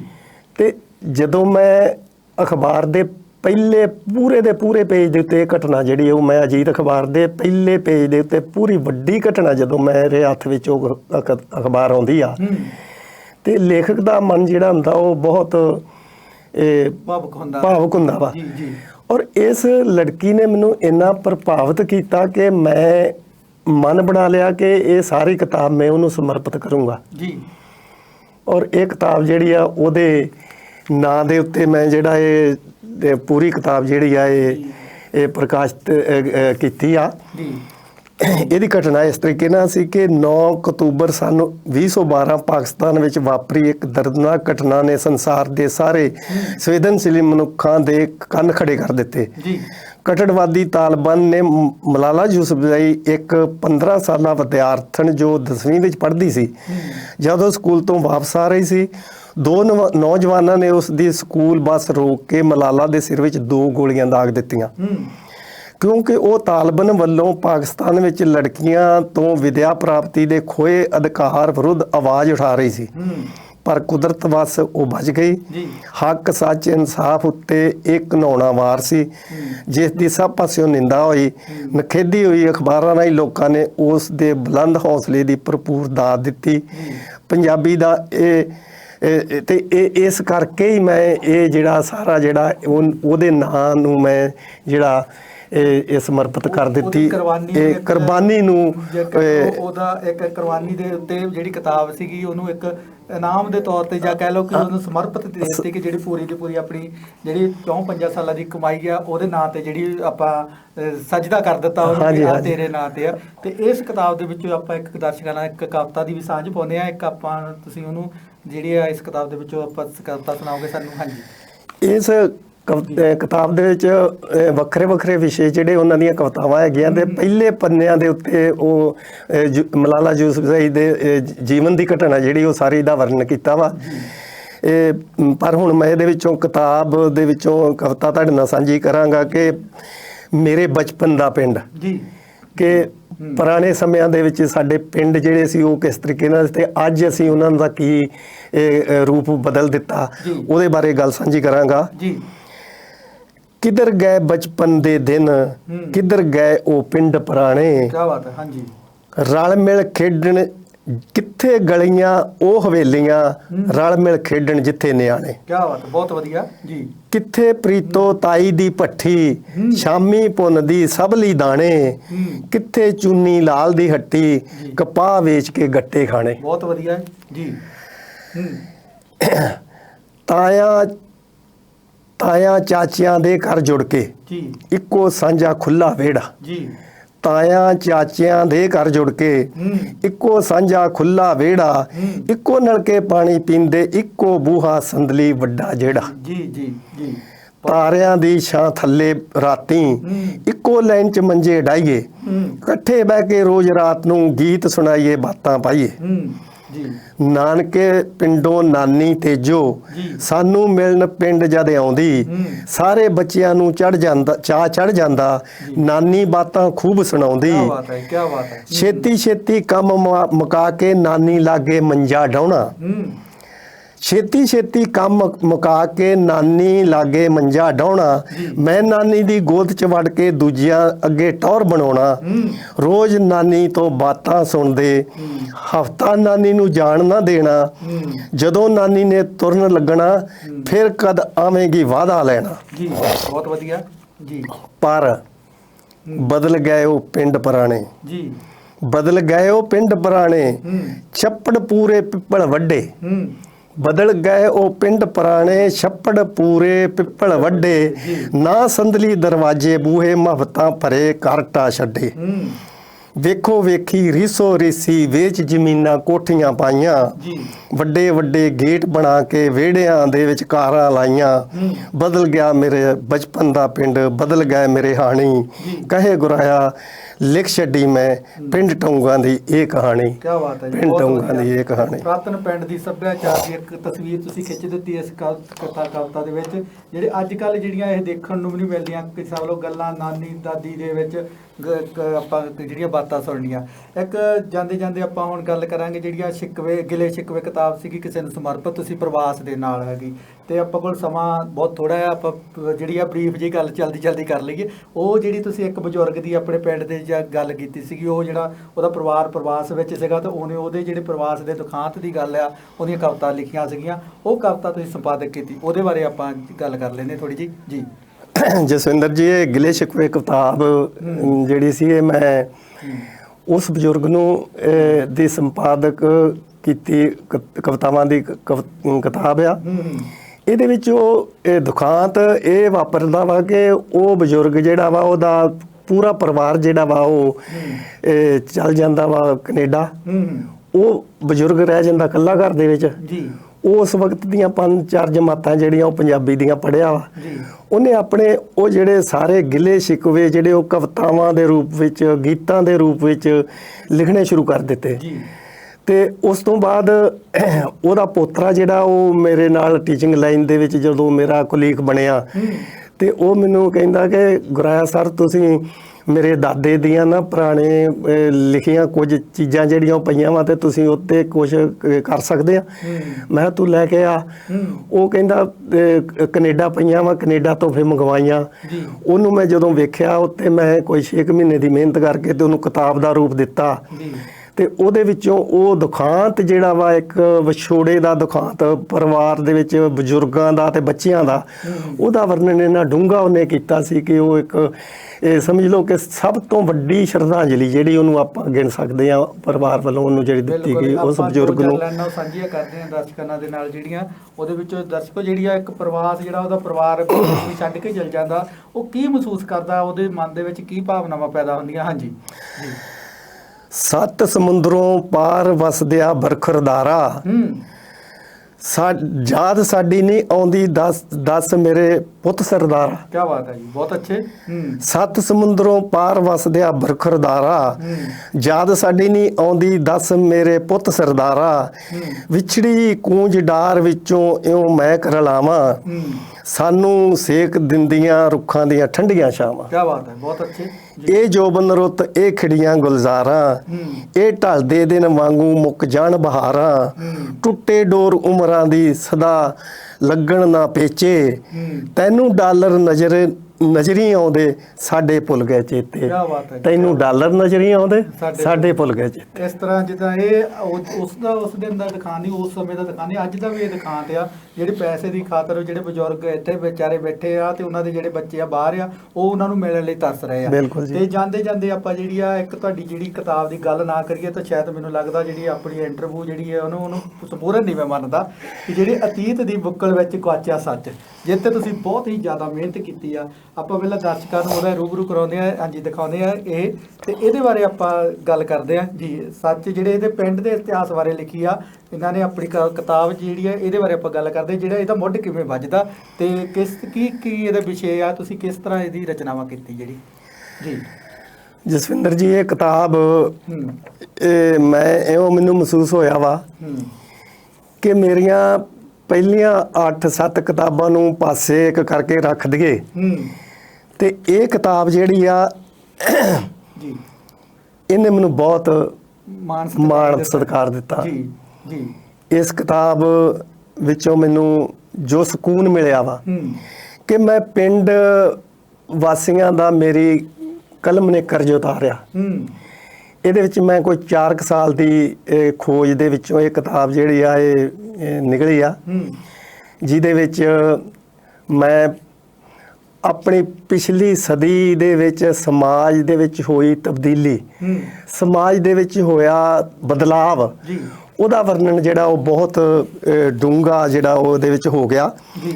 ਇਹ ਪਹਿਲਾਂ ਵੀ ਕਿਤਾਬਾਂ ਕੁਝ ਆਈਆਂ ਵਾ ਤੇ ਪਿੰਡਾਂ ਦੀਆਂ ਹਿਸਟਰੀਆਂ ਦੇ ਉੱਤੇ, ਪਰ ਇਹਦੀ ਵਿਲੱਖਣਤਾ ਇੱਕ ਕੁਛ ਇਹ ਬਣਦੀ ਆ ਕਿ ਇਸ ਕਿਤਾਬ ਦੇ ਵਿੱਚ ਤੁਸੀਂ ਉਹਦੇ ਪੁਰਾਣੀਆਂ ਜਿਹੜੀਆਂ ਲਿਖਤਾਂ ਦੇ ਵਿੱਚ ਜਾਂ ਚਿੱਠੀਆਂ ਜਾਂ ਤਸਵੀਰਾਂ ਜਾਂ ਹੋਰ ਵੀ ਨਾਲ ਉਹਦੇ ਸੰਬੰਧਿਤ ਜਿਹੜੀਆਂ ਗੱਲਾਂ ਕੀਤੀਆਂ। ਹਾਂਜੀ ਜੀ। ਇਹਦੇ ਵਿੱਚ ਸਭ ਤੋਂ ਪਹਿਲਾਂ ਤੇ ਇਹਦੇ ਵਿੱਚ ਮੈਂ ਪਿੰਡ ਦੀ ਹਰ ਗੱਲ ਜਿਹੜੀ ਆ, ਹਰ ਪਰਿਵਾਰ ਦੀ ਗੱਲ, ਹਰ ਪਿੰਡ ਦੀ ਸਾਂਝ ਦੀ ਗੱਲ ਔਰ ਉਹਦੇ ਵਿੱਚ ਆਈ ਤਬਦੀਲੀ ਜਿਹੜੀ ਆ ਉਹਦੀ ਗੱਲ ਜਿਹੜੀ ਉਹ ਕਰਨ ਦਾ ਯਤਨ ਕੀਤਾ ਵਾ ਕਿ ਸਾਡੇ ਵਡੇਰਿਆਂ ਦੇ ਖਾਣ ਪੀਣ, ਕਿੱਤਾ ਤੇ ਰੀਤੀ ਰਿਵਾਜ। ਇਹਦੇ ਵਿੱਚ ਇਹ ਸਿਰਫ ਇੰਨਾ ਹੀ ਨਹੀਂ ਆਪਾਂ ਕਵਾਂਗੇ ਕਿ ਇਹ ਸਿਰਫ ਪਿੰਡ ਦੇ ਜਿਹੜੇ ਲੋਕ ਵਾ ਉਹਨਾਂ ਦੇ ਪੜ੍ਹਨ ਤੱਕ ਹੀ ਸੀਮਿਤ ਆ। ਇਹ ਇਤਿਹਾਸ ਦੇ ਵਿਦਿਆਰਥੀ ਜਿਹੜੇ ਆ ਉਹਨਾਂ ਲਈ ਵੀ ਬਹੁਤ ਲਾਹੇਵੰਦ ਕਿ ਸਮਾਜ ਵਿੱਚ ਕਿਹੜਾ ਵੱਡਾ ਬਦਲਾਅ ਆਉਂਦਾ ਵਾ, ਜਿਹਦੇ ਵਿੱਚ ਅਸੀਂ ਛੰਨਾਂ ਦੇ ਘਰਾਂ ਤੋਂ ਲੈ ਕੇ ਮਹੱਲਨੁਮਾ ਕੋਠੀਆਂ ਤੱਕ ਦਾ ਸਫ਼ਰ, ਪੁਰਾਤਨ ਖਿੱਦੋ ਖੁੰਡੀ ਦੀਆਂ ਖੇਡਾਂ ਤੋਂ ਲੈ ਕੇ ਮੋਬਾਈਲ ਦੀਆਂ ਗੇਮਾਂ ਤੱਕ ਦਾ ਸਫ਼ਰ, ਇਹ ਸਾਰਾ ਕੁਝ ਜਿਹੜਾ ਉਹਦਾ ਵਰਣਨ ਕਿਸ ਤਰੀਕੇ ਨਾਲ ਕੀਤਾ ਵਾ। ਇਹਦੇ ਵਿੱਚ ਸਿੰਚਾਈ ਸਾਧਨਾਂ ਦਾ ਵਿਕਾਸ ਕਿੱਦਾਂ ਹੋਇਆ, ਖੂਹਾਂ ਤੋਂ ਲੈ ਕੇ ਮੀਂਹ ਦੇ ਪਾਣੀਆਂ ਤੋਂ ਲੈ ਕੇ ਖੂਹਾਂ ਤੱਕ ਆਏ, ਖੂਹਾਂ ਤੋਂ ਨਹਿਰਾਂ ਤੱਕ ਆਏ, ਨਹਿਰਾਂ ਤੋਂ ਅਸੀਂ ਬੰਬੀਆਂ ਤੱਕ ਪਹੁੰਚੇ, ਉਹ ਬੰਬੀ ਦਾ ਬਟਨ ਦੱਬਣ ਤੱਕ ਜਿਹੜਾ ਸਫ਼ਰ ਜਿਹੜਾ ਵਾ ਇਹਦੇ ਵਿੱਚ ਉਹਦਾ ਵਰਣਨ ਕੀਤਾ ਗਿਆ ਵਾ। ਔਰ ਪੰਚਾਇਤੀ ਐਕਟ 1952 ਲਾਗੂ ਕਿੱਦਾਂ ਹੁੰਦਾ ਵਾ, ਉਹਦੇ ਵਿੱਚ ਜਿਹੜੇ ਸਰਪੰਚ, ਨੰਬਰਦਾਰ, ਚੌਕੀਦਾਰ, ਉਹਨਾਂ ਸਾਰਿਆਂ ਦਾ ਵੇਰਵੇ ਜਿਹੜੇ ਆ ਉਹਨਾਂ ਨੂੰ ਕਲੈਕਟ ਕੀਤਾ ਗਿਆ ਵਾ। ਇਹਦੇ ਵਿੱਚ ਸਭ ਤੋਂ ਵੱਡੀ ਗੱਲ ਜਿਹੜੀ ਆ ਉਹ ਇਹ ਆ ਗਈ ਆ ਕਿ ਇਹਦੇ ਵਿੱਚ ਕੁਰਸੀਨਾਮੇ ਪਰਿਵਾਰਾਂ ਦੇ ਜਿਹੜੇ ਉਹ ਦਿੱਤੇ ਗਏ ਸਾਰੇ। ਇਹਦੇ ਵਿੱਚ ਡਾਇਰੈਕਟਰੀ ਜਿਹੜੀ ਸਾਰੇ ਪਰਿਵਾਰਾਂ ਦੀ ਦਿੱਤੀ ਗਈ ਆ ਕਿ ਇਸ ਕਿਤਾਬ ਨੂੰ ਤੁਸੀਂ ਜਿਹੜੀ ਆ ਉਹ ਆਉਣ ਵਾਲੀਆਂ ਪੀੜ੍ਹੀਆਂ ਜਿਹੜੀਆਂ ਸਾਡੀਆਂ, ਜਿਹੜੇ ਵਿਦੇਸ਼ਾਂ ਵਿੱਚ ਸਾਡੇ ਬੱਚੇ ਬੈਠੇ ਆ, ਉਹ ਪਿੰਡ ਦੇ ਨਾਲ ਮਤਲਬ ਜਿਹੜੇ ਉਹ ਜੁੜਨਗੇ ਔਰ ਇਸ ਕਿਤਾਬ ਦੇ ਰਾਹੀਂ ਉਹ ਪਿੰਡ ਦੇ ਇਤਿਹਾਸ ਨੂੰ ਪੜ੍ਹਨਗੇ, ਆਪਣੇ ਪਰਿਵਾਰਾਂ ਦੇ ਇਤਿਹਾਸ ਨੂੰ ਪੜ੍ਹਨਗੇ, ਉਹਨਾਂ ਲਈ ਲਾਹੇਵੰਦ ਹੋਊਗਾ। ਮੈਂ ਇੱਕ ਆਪਣੇ ਜਿੰਨੇ ਲੇਖਕ ਵੀਰ ਆ ਉਹਨਾਂ ਨੂੰ ਇਹ ਸੁਨੇਹਾ ਪਹੁੰਚਾਉਣਾ ਚਾਹੁੰਦਾ ਕਿ ਤੁਹਾਡੀ ਕਲਮ ਜਿਹੜੀ ਆ ਉਹ ਤਾਂ ਹੀ ਤੁਹਾਡੀ ਕਲਮ ਸੰਪੂਰਨ ਹੋਊਗੀ, ਤੁਸੀਂ ਆਪਣੇ ਪਿੰਡ ਦੇ ਉੱਤੇ ਇਹ ਖੋਜ, ਹਰ ਲੇਖਕ ਜਿਹੜਾ ਆਪਣੇ ਪਿੰਡ ਦੇ ਉੱਤੇ ਖੋਜ ਕਰਕੇ ਔਰ ਇਹੋ ਜਿਹੀਆਂ ਕਿਤਾਬਾਂ ਜਿਹੜੀਆਂ ਉਹ ਸਾਡੇ ਸਾਹਿਤ ਦੇ ਵਿੱਚ ਆਉਣ, ਜਿਹੜੀਆਂ ਕਿ ਅਸੀਂ ਇੱਕ ਮੀਲ ਪੱਥਰ ਜਿਹੜਾ ਉਹ ਛੱਡ ਕੇ ਜਾਈਏ।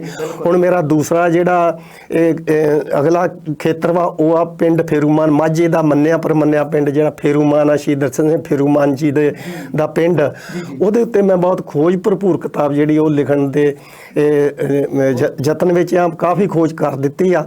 ਉਹ ਕਿਤਾਬ ਜਿਹੜੀ ਉਹ ਵੀ ਬਹੁਤ ਇੱਕ ਮੀਲ ਪੱਥਰ ਬਣ ਕੇ ਜਿਹੜੀ ਉਹ ਬਿਲਕੁਲ ਜੀ ਅਸੀਂ ਪਰਮਾਤਮਾ ਅੱਗੇ ਦੁਆ ਕਰਦੇ ਹਾਂ ਕਿ ਤੁਸੀਂ ਅਗਲੀ ਉਹ ਕਿਤਾਬ ਛਾਪੋ ਜਲਦੀ ਤੇ ਆਪਾਂ ਉਹ ਕਿਤਾਬ ਲੈ ਕੇ ਦਰਸ਼ਕਾਂ ਦੇ ਰੂਬਰੂ ਤੁਹਾਨੂੰ ਇੱਕ ਵਾਰੀ ਫੇਰ ਇਸ ਮੰਚ ਤੇ ਬੁਲਾਵਾਂਗੇ। ਤੇ ਗੱਲਾਂ ਤਾਂ ਹੋਰ ਵੀ ਬਹੁਤ ਸਾਰੀਆਂ ਤੁਹਾਡੀਆਂ ਕਿਤਾਬਾਂ ਦੀ ਵੀ ਗੱਲ ਕਰਨੀ ਆ, ਜੇ ਹਜੇ ਜੀਵਨ ਬਾਰੇ ਵੀ ਗੱਲ ਕਰਨੀ ਸੀ, ਪਰ ਜਿਹੜਾ ਸਮਾਂ ਜਿਹੜਾ ਉਹ ਬਲਵਾਨ ਆ ਉਹ ਕਹਿੰਦਾ ਵੀ ਝੰਡੀ ਦੇ ਰਿਹਾ ਲਾਲ ਕਹਿੰਦਾ ਹੁਣ ਬਸ ਕਰੋ, ਫਿਰ ਬਾਕੀ ਦਾ ਕੰਮ ਬਾਅਦ ਚ ਕਰਾਂਗੇ। ਤੇ ਤੁਸੀਂ ਸਾਡੇ ਸਟੂਡੀਓ ਵਿੱਚ ਆਏ ਤੇ ਬਾਜ ਟੀਵੀ ਦੀ ਪੂਰੀ ਟੀਮ ਵੱਲੋਂ ਤੁਹਾਡਾ ਬਹੁਤ ਬਹੁਤ ਧੰਨਵਾਦ ਜੀ। ਸਤਿ ਸ਼੍ਰੀ ਅਕਾਲ ਜੀ ਸਾਰਿਆਂ ਨੂੰ। ਸਤਿ ਸ਼੍ਰੀ ਅਕਾਲ ਦਰਸ਼ਕੋ, ਕੱਲ ਫਿਰ ਮਿਲਾਂਗੇ ਇਸੇ ਤਰ੍ਹਾਂ ਕਿਸੇ ਨਵੇਂ ਸ਼ਖਸੀਅਤ ਦੇ ਨਾਲ। ਹੁਣ ਦਿਓ ਇਜਾਜ਼ਤ। ਉਮੀਦ ਕਰਦੇ ਹਾਂ ਸਾਡਾ ਇਹ ਉਪਰਾਲਾ ਜਿਹੜਾ ਤੁਹਾਨੂੰ ਪਸੰਦ ਆਇਆ ਹੋਵੇਗਾ ਕਿ ਸੰਤੋਖ ਸਿੰਘ ਰਾਇਆ ਦੇ ਨਾਲ ਗੱਲਾਂ ਬਾਤਾਂ ਜਿਹੜੀਆਂ ਤੁਹਾਨੂੰ ਪਸੰਦ ਆਈਆਂ ਹੋਣਗੀਆਂ। ਤੇ ਹੁਣ ਦਿਓ ਇਜਾਜ਼ਤ। ਸਤਿ ਸ਼੍ਰੀ ਅਕਾਲ। ਸਤਿ ਸ਼੍ਰੀ ਅਕਾਲ ਜੀ।